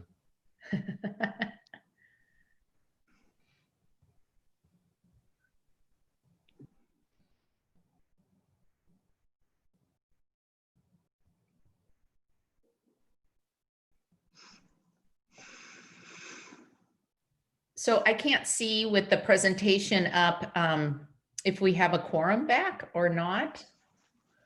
Should I stop sharing for a moment?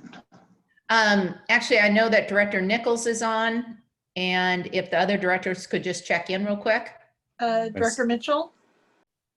Director Lassane? Director Berg. We are all back. Great. Let's reconvene and continue on with section 13.0, new business. And before we hand over the screen to Mike and his presentation, I wanted to let everyone know that if you refresh your board docs, you will see that an item has been added to our new business, which is the item that we, oops, I'm doing it now as we speak. I probably shouldn't do that. The item that we removed from our consent agenda earlier this afternoon. Okay, with that, Mr. Gunn. All right, well, good evening.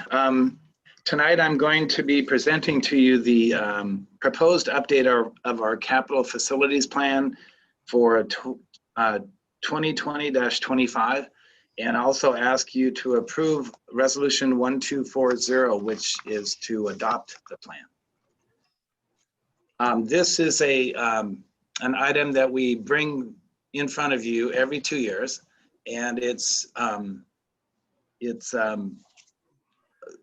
an overall sense, the capital facilities plan is a compilation of a lot of various kinds of information that we collect and use in various ways for capital facilities planning. And this is all in one nice package for people to look at. So what I'm going to talk to you about tonight is what are capital facilities plans? What is it? Why we produce it? And then some of the key topics. Talk about the update process that we will be using and the next steps in the process, and then ask that you approve the plan, the resolution and the plan. So the first order of business is to talk about what is a capital facilities plan.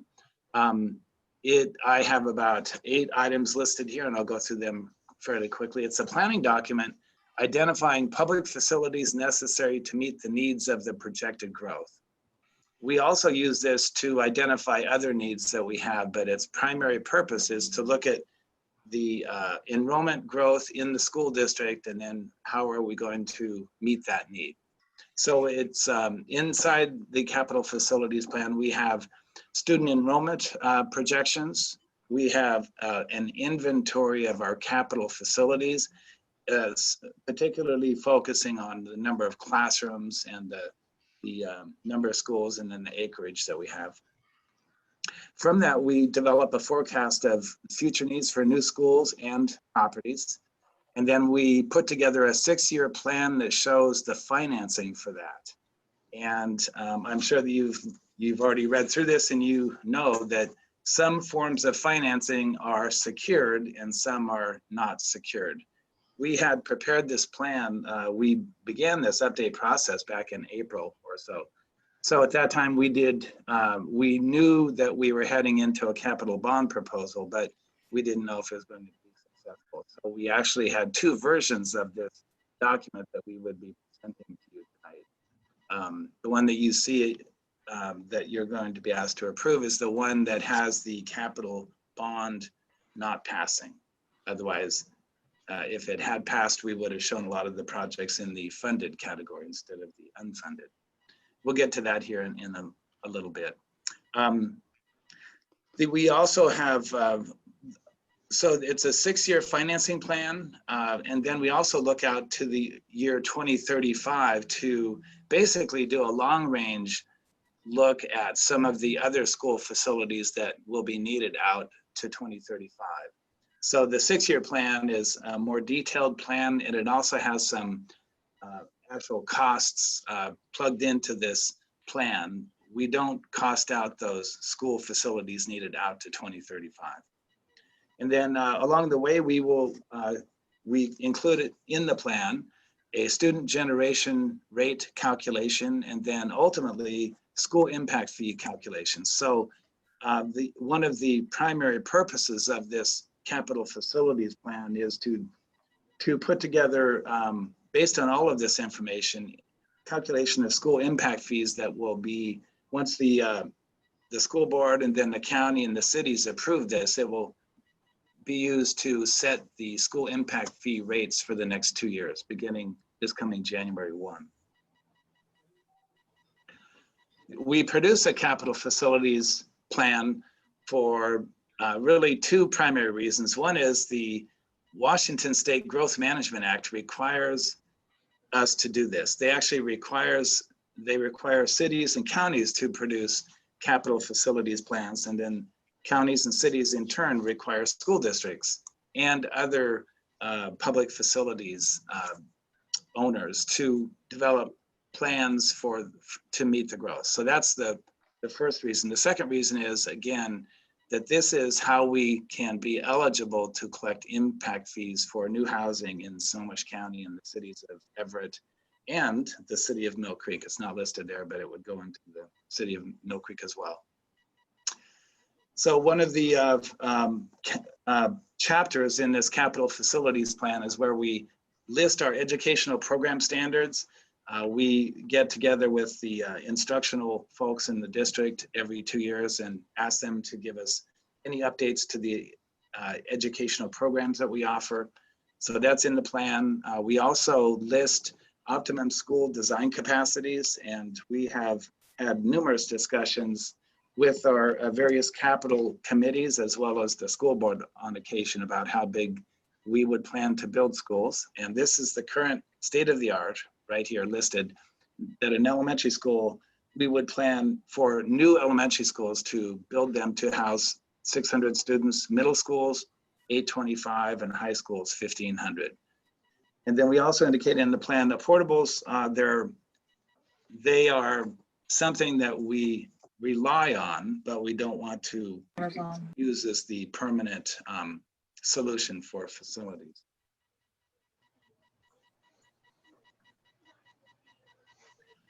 This, pardon me, this one slide summarizes our capital facilities inventory. And so you can see that we have 928 general ed teaching stations, 95 special ed, capacity is just over 22,000 district-wide, and then building areas of about 2.8 million square feet and 467 acres of property. Student generation rates. We hire a consultant that compares the housing data from Snohomish County for new houses, and then they match it up with our student enrollment data in our own student information system.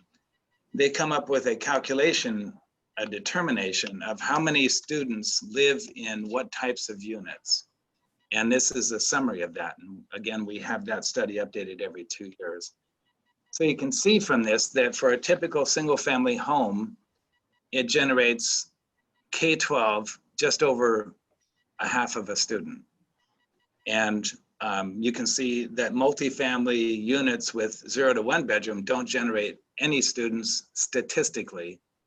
And then multifamily 2+ bedroom units generate about 0.36 students. I usually think of this in terms of 100 houses. So if 100 houses were built, it would generate on the average about 53 students, and of those, 8 would be high school students, 10 would be middle school, and 36 or 37 would be elementary school students. So that's the way I think about it in realistic terms. I will say that over time, these student generation rates tend to change, and what is happening since our current update, which was done 2 years ago, the rates were a little bit lower. Our single family rates for K-12 were 0.470. So now they've gone up to 0.538. That's a pretty significant growth. It shows that more people, more children are living in those types of units. And then the multifamily 2+ bedroom rates, 2 years ago, the rate was 0.293, and now it's 0.360. So the trend is both at the single family as well as the multifamily units. This is a really high level look at our enrollment projections out for the next 6 years. The red is a projection produced by OSPI, and the green is from a consultant that we hire. And I'll show you here in a minute that Les Kendrick's projections are more accurate on the average over time than OSPI's projections.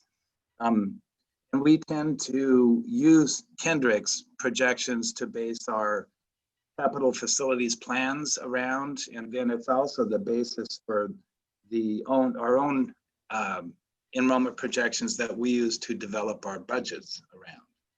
So we put a lot more faith in the Kendrick projections, and for good reason. They've been more accurate over time.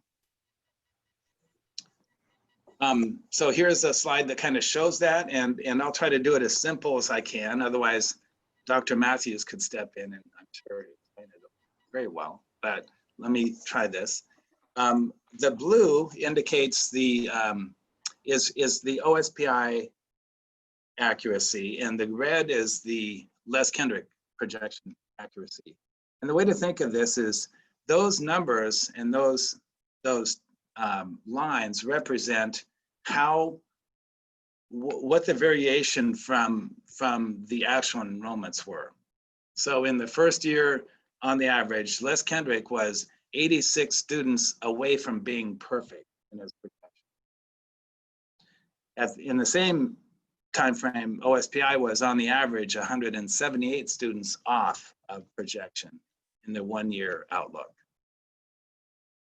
So if you go out 6 years, you would say Les Kendrick's projections on the average, looking out 6 years, tend to be about 400 plus students off of being perfect, and OSPI's was about 765. So you can see that what it shows is that very clearly that Les Kendrick's projections are more accurate over time than OSPI's. And the way to understand that is to understand that OSPI uses a fairly simple methodology. They look at what has happened in the past for the past 5 or 6 years and predict that will continue into the future. And that's it. That's all they do. Les Kendrick starts with that methodology, and then he tempers his projections based on the housing market and kindergarten enrollments and the economy. So Les Kendrick looks at all of those things, and he modifies the projections. So what you see is that his projections tend to be much more responsive to the changing trends in our local area as compared to OSPI. All right, so this slide is a very high level summary of the 6-year capital facilities plan. And as you can imagine, it includes all of the projects that we had in the bond that we asked the voters to approve earlier this month, as well as a few other projects.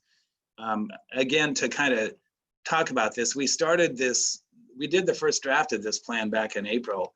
It's been to the county for review a couple of times, and it really does represent kind of a snapshot in time back in the spring.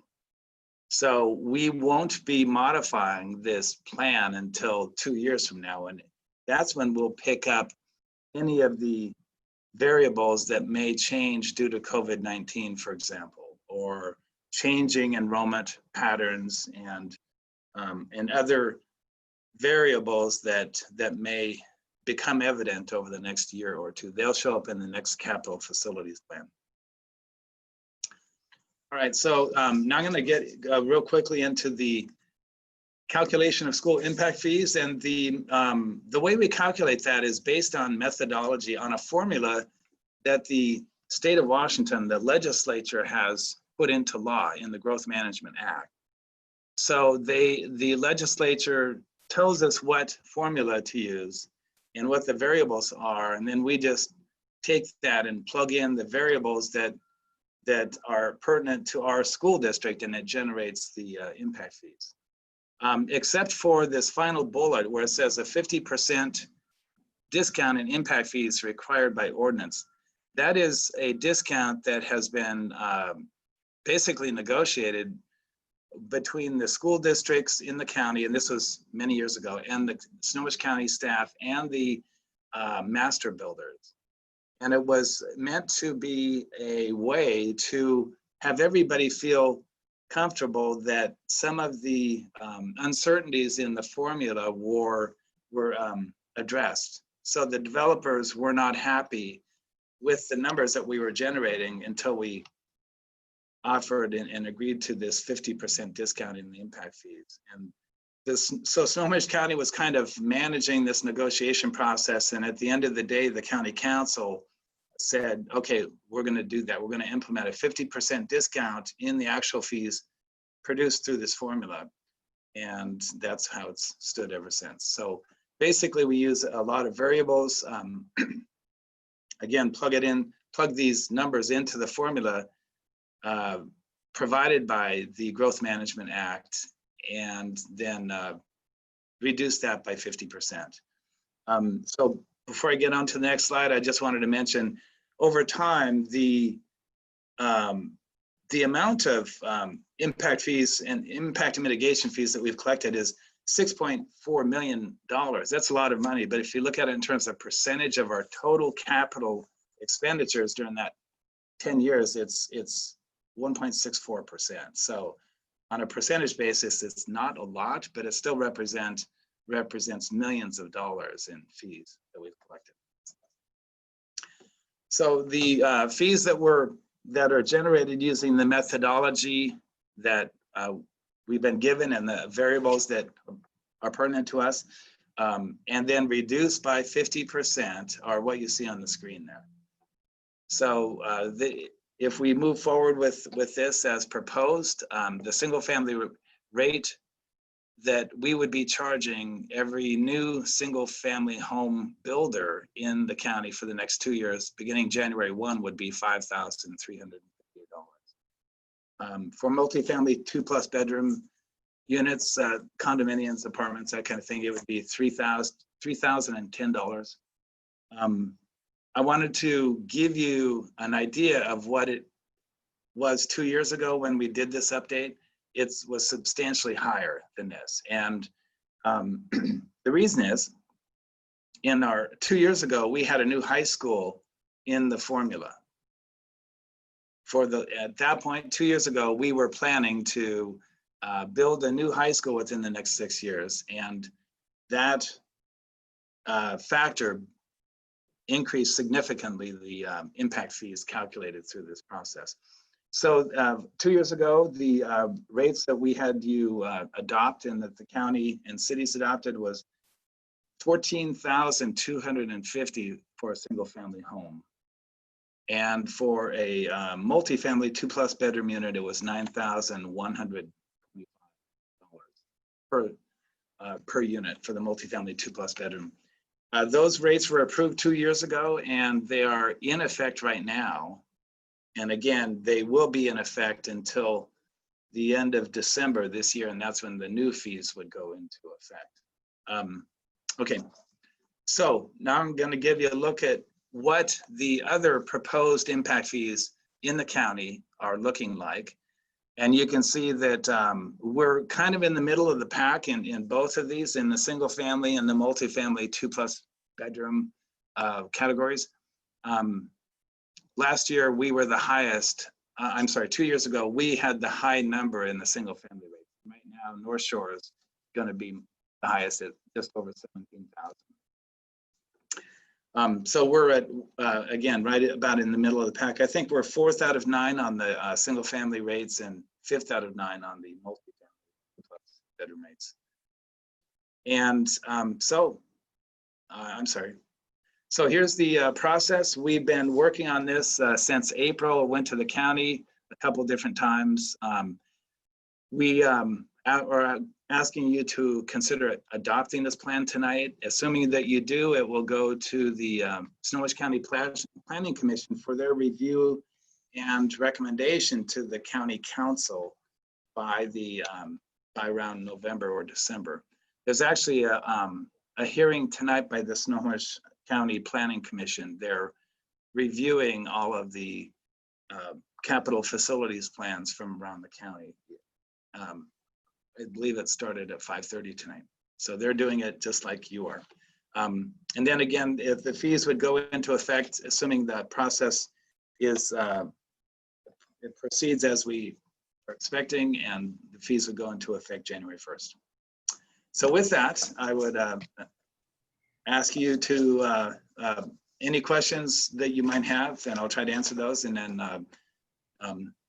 I would like you to consider adopting Resolution 1240, the Capital Facilities Plan for 2020-25. Thank you, Mr. Gunn, for a great presentation. Lot of great information, and this capital facilities plan always speaks to the complexities of facilities planning. I don't think a lot of people understand the different moving parts. It's not just about buildings, it's about programs and people. And I appreciate you pulling it all together for us. I'm gonna actually start with a question. I'm not entirely clear and would like a little further explanation how we went from, we currently have a single family impact fee of 14,000 roughly. Is that Yes. correct? And we're going down to 5,358 when our neighbor North Shore is at 17,000. Can you explain who drives that process? So the process is driven by the formula that the Growth Management Act has in it. So the state has adopted this methodology. The state hands it off to each of the counties and the cities in the state and say, you have to use this methodology. But they actually give us the formula that we use. And then each school district and each county and city, they use the variables that I went through right here. And they plug all of those variables into this formula that the county and the state have provided. And so you can see that if it costs more in your school district to build something, or if you need to buy property to do that work, or if you need to build, a number of schools, so those would all be reasons why your fees would be much higher than your neighbors. There is also the amount of growth is really important too. So the more you're growing, the more your fees are. In fact, one of the ways that you qualify to collect fees is that you have to show that you're growing over a 6-year time period and that you don't have the capacity to house those kids. Anyway, that's some background on that. Thank you. And so if it weren't for a 50% discount, our impact fees would be roughly 10,700. Yeah. Yes. Yeah. And all of the other school districts' fees would be double what you're seeing there as well. So every Snohomish County district also has a 50% discount. Yes, it's standard across the county that all districts are reduced by that amount. And that is a vote of the Snohomish County Council? Yes, it's part of the Snohomish County ordinance. So that was first put in place probably 15 or 20 years ago by Snohomish County Council. And I would say that it has been discussed and changes have been considered at various times, and that is what it stands at right now. Okay, thank you. Yes, you're welcome. Directors, Yes. comments and questions? I have two quick questions for you, Mr. Gunn. So going back to Mr. Kendrick's projections, I noticed it said absolute value on how far he was off. So do we happen to know if he's over by 205 or is he under by 205? Like, how does that work out? Yeah, we do have all that.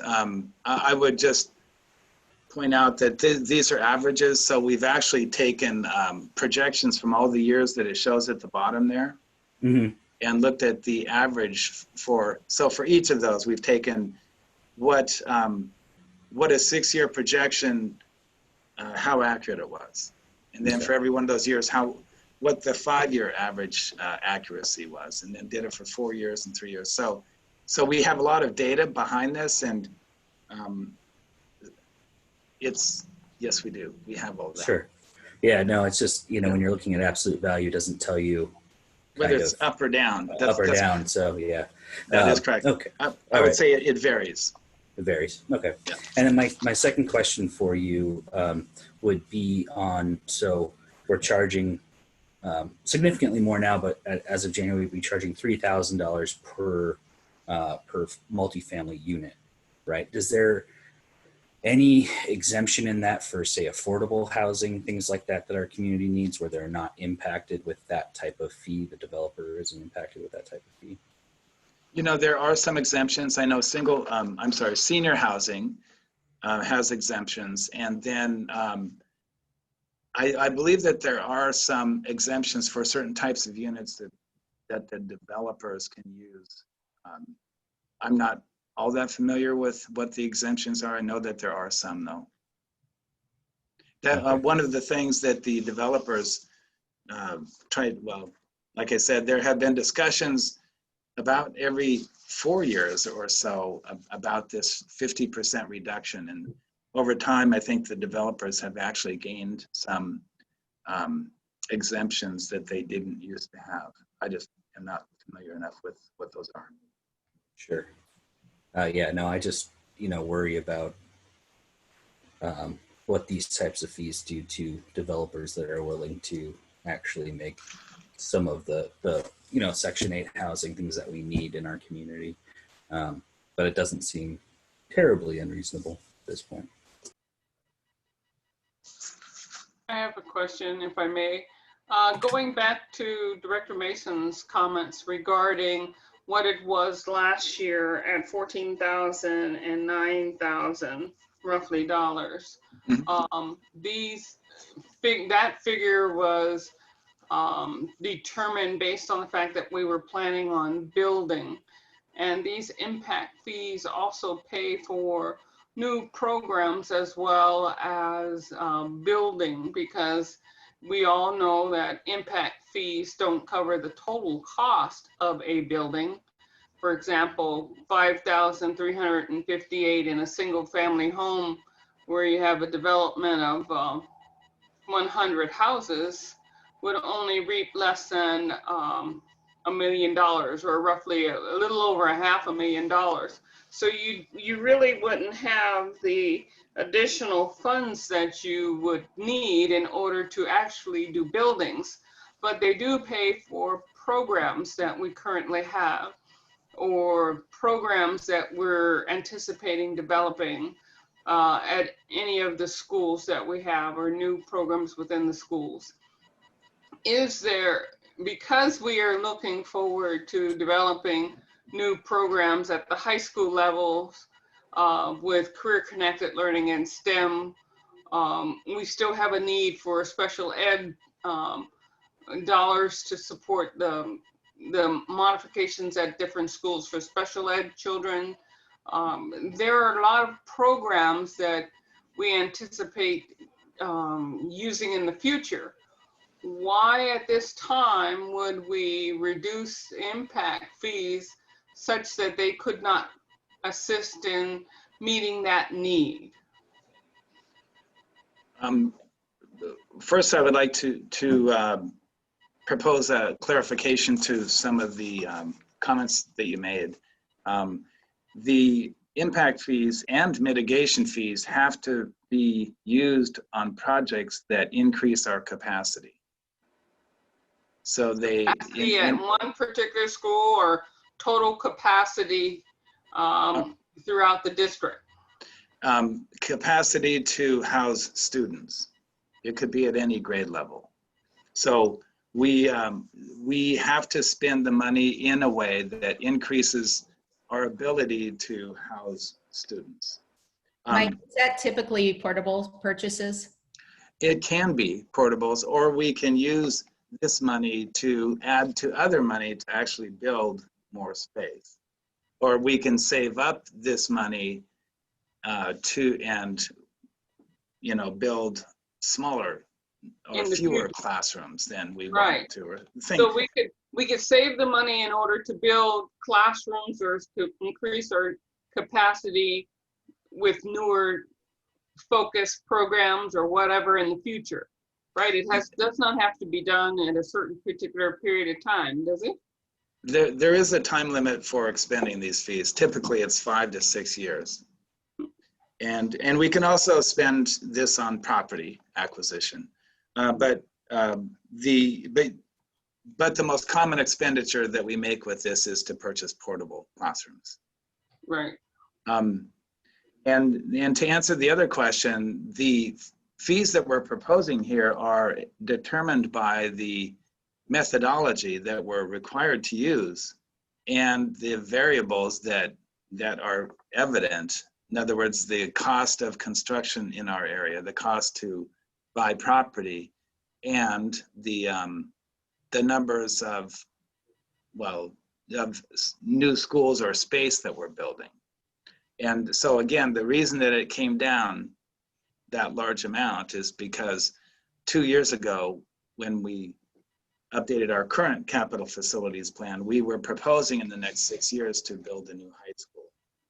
And now, based on the bond planning recommendation that we were moving forward with in the bond proposal that did not include a new high school, we added the elementary classrooms into this, into the formulas that generate the numbers here, but a high school dropped off.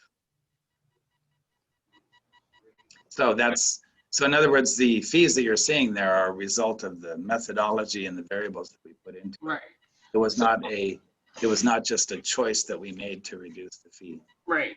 So if we were to consider, it would be an increased capacity because it may be a choice program at like the high schools, and we need we need the additional space to support those STEM classes or career pathways, and we focus in on that as a need, and we could save the money up for when we do have it to support the programs with, construction to meet increased capacities at the different high schools.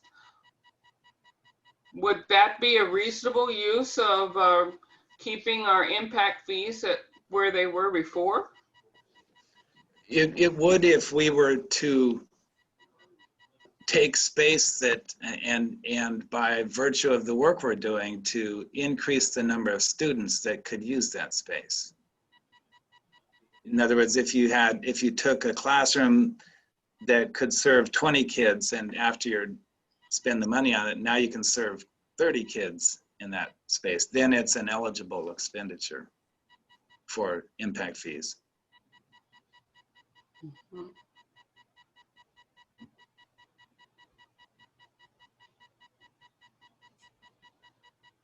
Director Lassane, do you have any further comments or questions?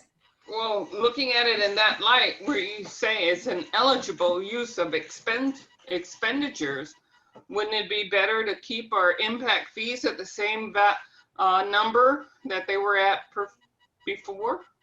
I don't think that's an option. You said it was eligible, right? Or did you say it was ineligible? No, I said that the fees that you're seeing there on your screen are the result of the formula that we're required to use and the variables that are evident in our district. These aren't something that we just chose to reduce from what they are now. Yeah, I know. It appears that perhaps the issue at hand is that the formula is antiquated in that we are collecting a much higher impact fee this year based on a projected plan of hoping to pass a bond for a high school at some distant point in the future, when in fact that is a very difficult thing to do, as we have recently found out. Yes. And that all, you know, capacity solutions are reliant on passing capital measures in our community, and that impacts our impact fees. Well stated. I've got a couple of questions. Yes, please. So I think I've talked with Mr. Gunn about this probably from day one. These fees really bother me a lot because they're just not adequate, and I'm really dismayed that they'll be going down even further. And I'm slowly getting to understand, why that is. But to Director Lisson's point, I think maybe, and I don't know if this is the time or the place, but we need to start thinking outside of the box, because if it's decreased eligible expenditures in terms of how we're looking at educating more students, then how can we think creatively? And I know North Shore, just for example, they looked at purchasing property that was office park property to do some choice programming and things like that, because I think looking at space in a different and unique way that gets us less dependent on capital bonds, but still being able to access the maximum growth and growth mitigation fees is kind of the way we need to maybe approach this. This might not be the time to do it, but it has to be done, because clearly these fees aren't going to be adequate for the actual growth that we're going to see in our district. But specifically, I'm wondering, just so I understand, this formula is set out by the county, or is it each individual? The county has an ordinance that mandates the 50% decrease, but then is it each city that passes kind of their formula that we're now fitting ourselves into? How does that work? Well, it's somewhat complicated. The way it works, the state has, in the Growth Management Act, has this formula that defines and it defines the methodology that you have to use. They give that to the cities and the counties and say you have to use this. So Snohomish County's ordinance is built around the methodology and the formula required by the state. And then we are, in turn, required by the Snohomish County ordinance to follow that methodology and that formula. So yeah, and that makes sense. I guess where I'm going is will there be an opportunity to sit down as board members and as a district to start thinking outside of the box about some of these things, because the formula isn't adequate. The way that we're, plugging in numbers to these variables isn't adequate. And I think we just having that conversation, maybe we can come up with things much like North Shore and other districts to just be creative with these antiquated formulas so that we can maximize the value. I guess that won't help us tonight, but I'm wondering, is there any wiggle room for this particular proposal tonight? Is there any wiggle room in terms of timing so that we could go back? I mean, looking at these numbers compared to where they were last year, if there's even a dollar or a dime to squeeze out of it to help get us back up to where we were would be great. But then also in the future, just if we could maybe do a work session or something to talk about how can we better utilize the funds that we have access to, or achieve more funds that we have access to.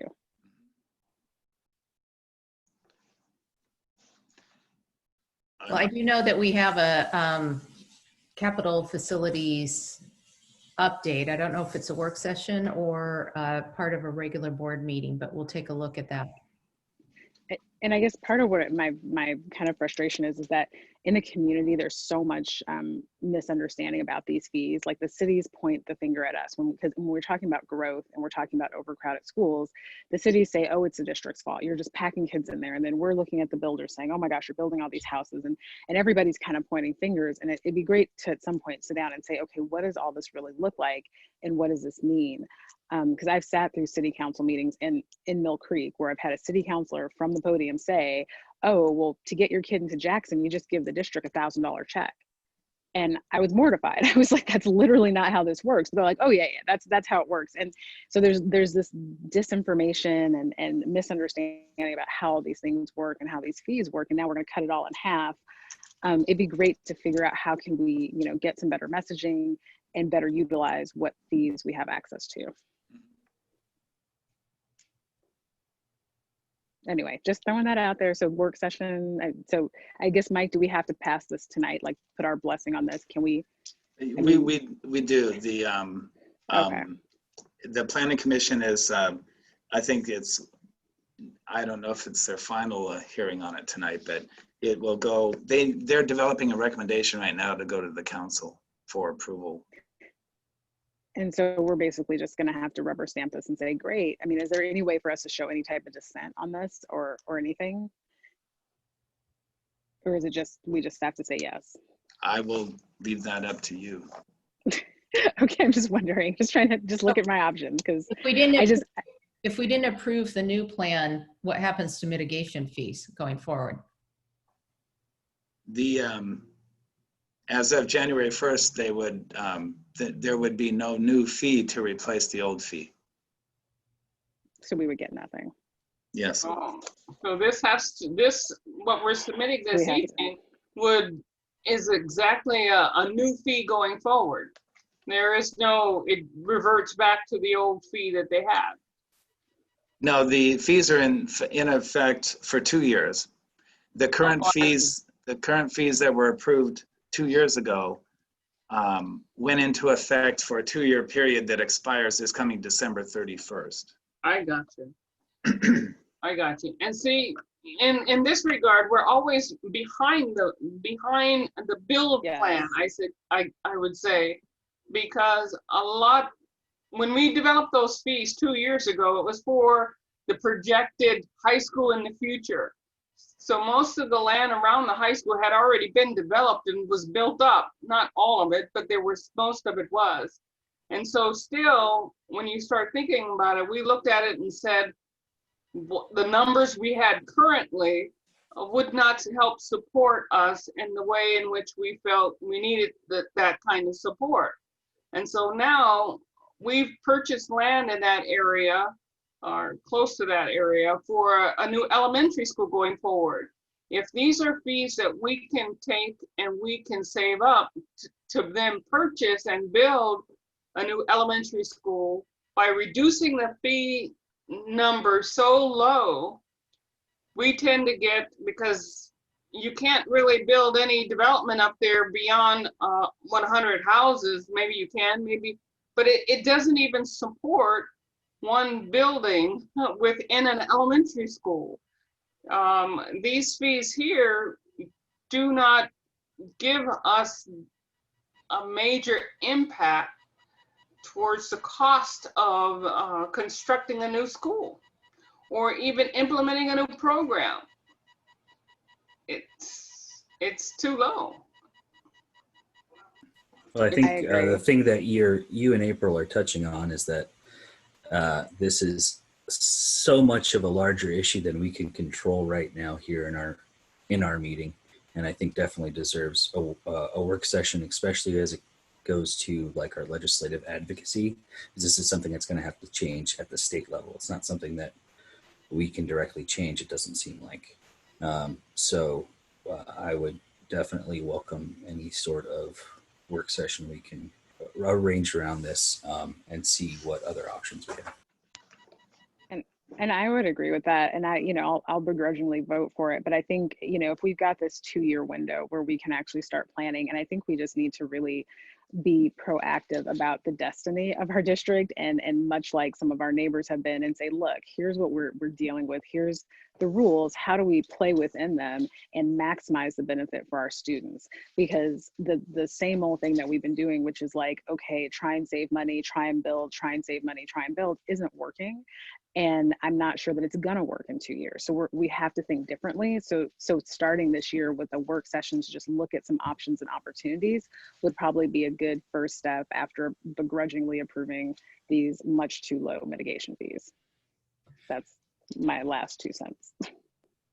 Thank you. I will suggest that we look at our calendar, and it sounds like we would like to delve into this topic a little bit deeper and find an opportunity. And then Director Mitchell, we haven't heard from you, and I just wanted to give you an opportunity. Yeah, sorry, I've just been waiting patiently. I just have thank you, Caroline. Just a couple questions. So are all the numbers we're seeing on there, like for North Shore 17,000, because they currently have a lot of construction going on, is that their proposed number or their historic number? That's their proposed number. And I would like to mention once again, today and for the last year and 9 months, our school district has had the highest fees in the county. So it's not that we have been not doing what we needed to do. We're up at the highest right now. We're at like 14,000 and some. North Shore is not even as high as us right now. So it changes every 2 years. Somebody else goes to the top. And again, based on needs. Okay. Based on needs and based on the plan. The largest reason that it dropped this time is because the a new high school dropped off our planning horizon due to the bond planning. And then for that square footage that's over 2 million square feet, and it looks like we could house 22,000 students, which I don't believe we actually can in our current educational standards. How does that square footage account for current or updated educational standards, as well as space in the school that's not really educational space, like hallways, gymnasiums, or I know it's PE, but cafeteria, and like, I'm just thinking, for example, Madison, which we were hoping to remodel, but has particularly wide hallways, which, yes, you could hold education in the hallway, but it wouldn't be our ideal. So how do they calculate 28 million for building area versus actual educational space? Or is that not factored in? Well, the building area is part of the inventory, but the capacity of our schools is the student capacity, and that's determined by the number of classrooms or teaching stations that you have.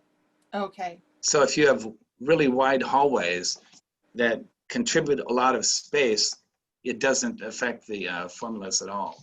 Okay, so those are separate calculations. Thank you for that clarity. Yes. And then with this, like, there's a very large apartment complex going in across from Penny Creek Elementary, which I know we planned for when it came to, I believe we planned for when it came to our elementary lines for Mill Creek and Penny Creek.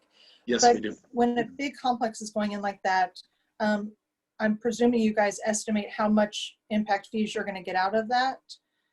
Do we ever have a time when we're not able to collect it, a builder doesn't pay it, or something else happens? Like, how does that get paid to us? And what do we do if somebody doesn't or something? The fees, impact fees, are collected by the county as part of the permitting process. Okay.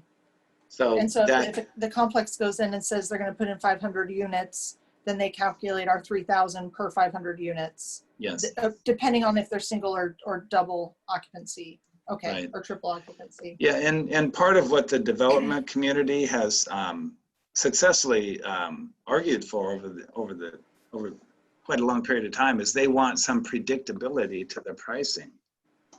If it is not easy to predict what the school impact fees are going to be, then they would be hesitant to proceed with financing a project if in 2 years it could go, double.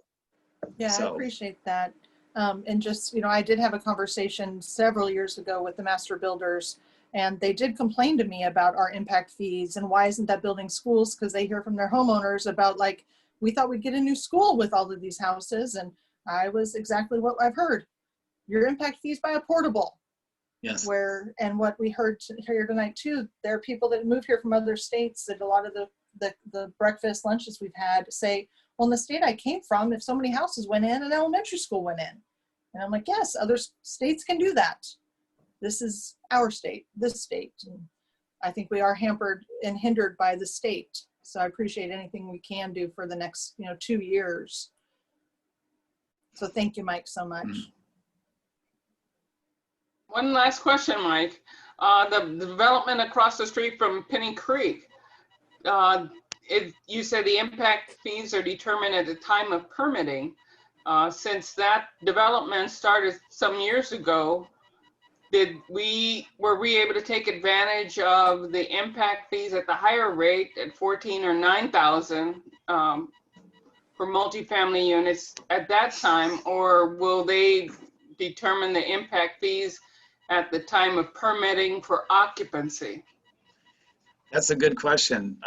It used to be where the developers would have to pay before they got their building permits, and they have advocated to where it would be at occupancy. So I believe right now they pay at occupancy permits, but I can check on that and let you know.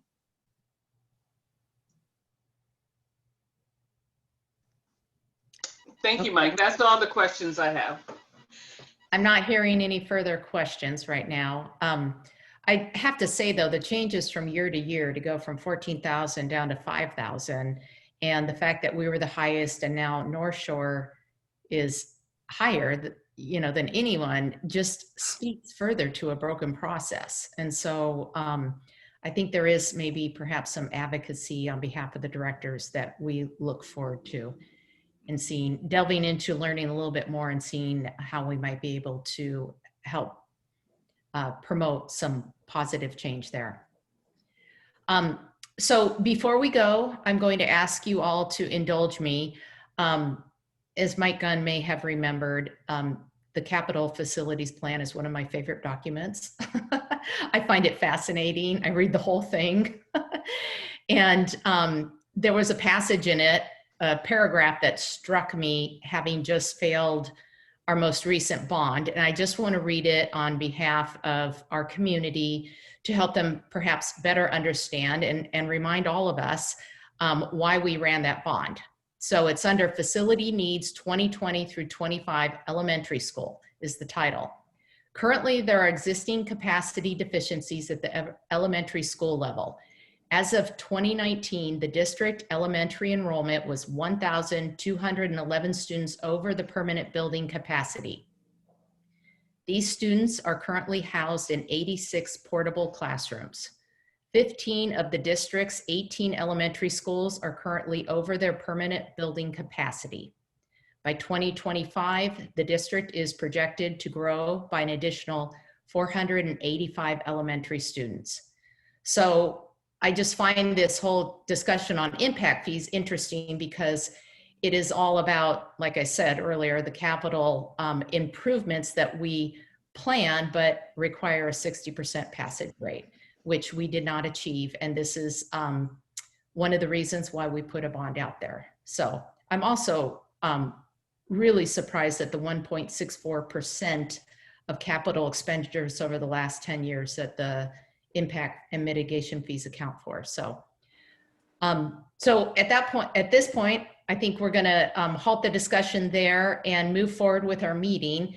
Clearly, as I mentioned, we're not going to move forward. We're going to, I'm going to call for a motion to approve Resolution 1240, adoption of Capital Facilities Plan 2020 through 25.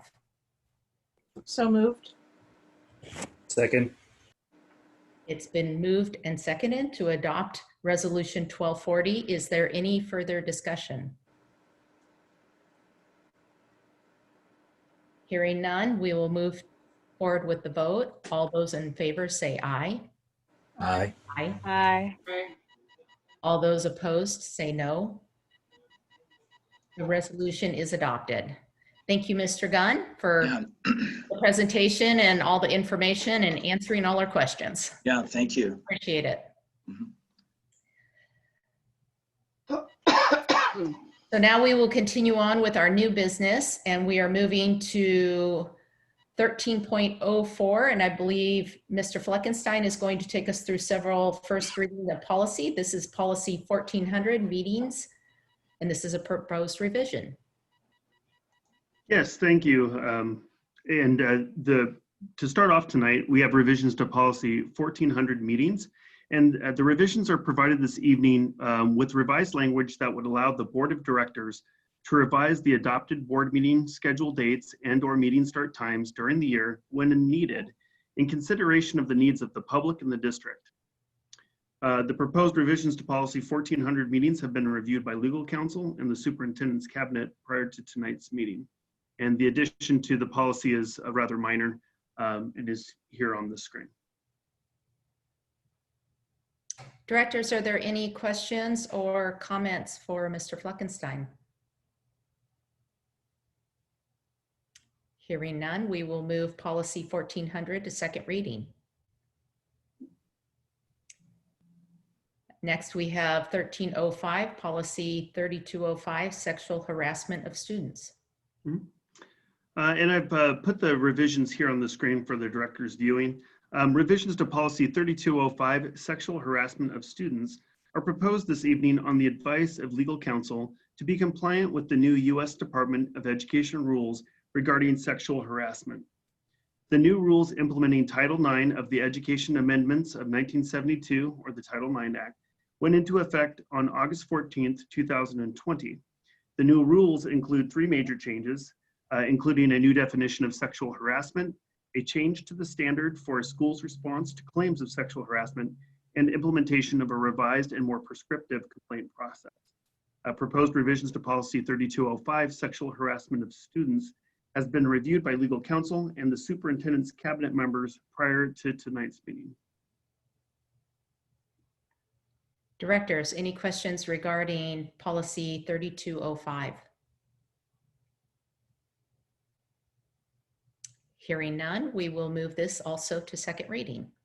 And finally, this evening, proposed revisions to policy 5160, sexual harassment, are proposed this evening on advice of legal counsel to be compliant with the new U.S. Department of Education rules regarding sexual harassment.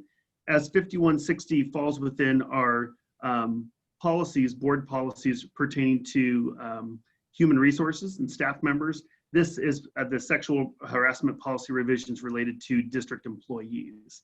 As such, the revisions to policy 5160 reflect the changes I had just previously described in tonight's presentation of policy 3205 as they are applied to employees of the district. Proposed revisions to policy 5160, sexual harassment, has been reviewed by legal counsel and the superintendent's cabinet members prior to tonight's meeting. Thank you. And on our final policy, do directors have any comments or questions? Okay, hearing none, we will move this third policy to second reading, our September 8th meeting. Thank you. And we move now, our final item of new business is 1307, and this is the item that we removed from the consent agenda and placed in new business of our tonight's agenda. The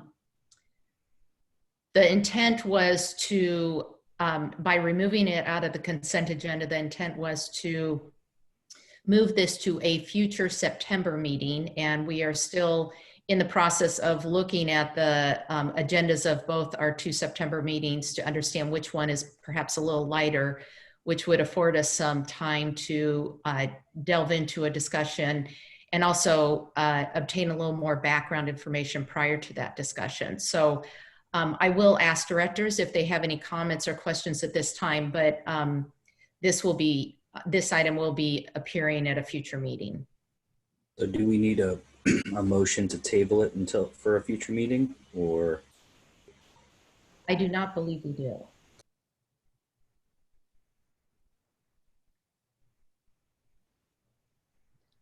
I'm thinking if maybe does someone want to confirm that? It is my understanding we don't. I don't believe we need to table it at this point in time because it hasn't been as the other policies and procedures brought up. Plus, we have a procedure that we just changed. So we have to wait until second reading primarily for it, right?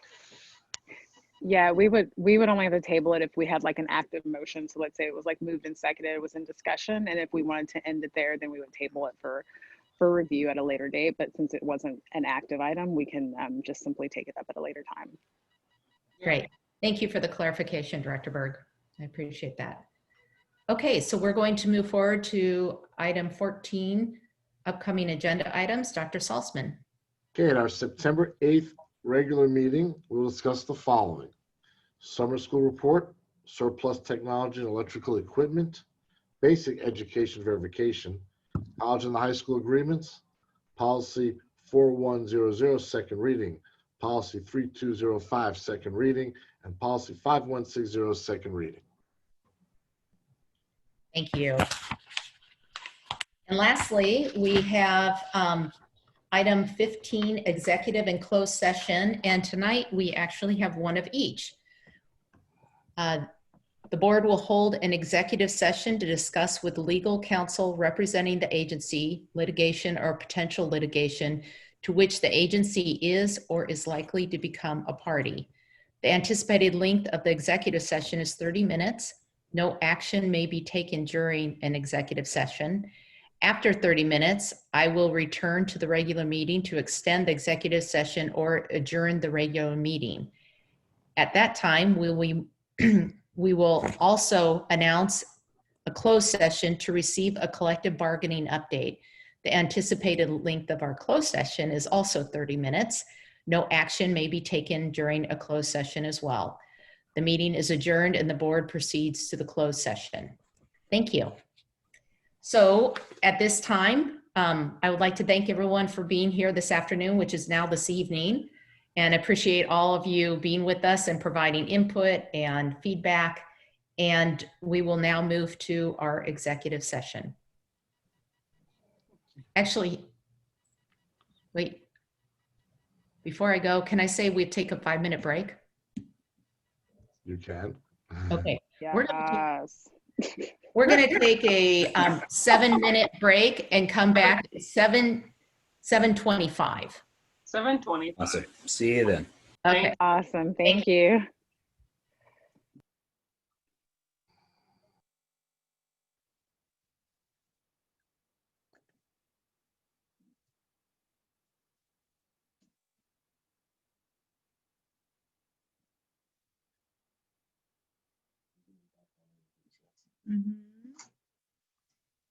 Remind me to executive cabinet, board prep and policy. Board prep and policy for executive cabinet.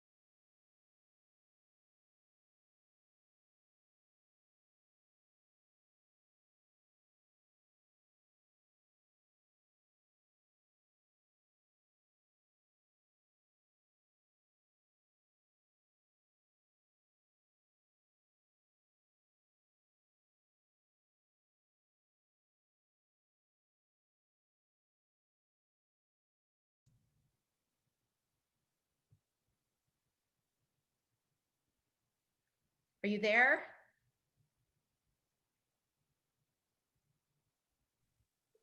Yes, I'm here. Can you hear me? Yes, I can. And I am here to conclude the business that comes before Everett Public Schools Board of Directors on May 25th. Okay, sounds good. I will see you back in the closed session. Great, thank you. Okay.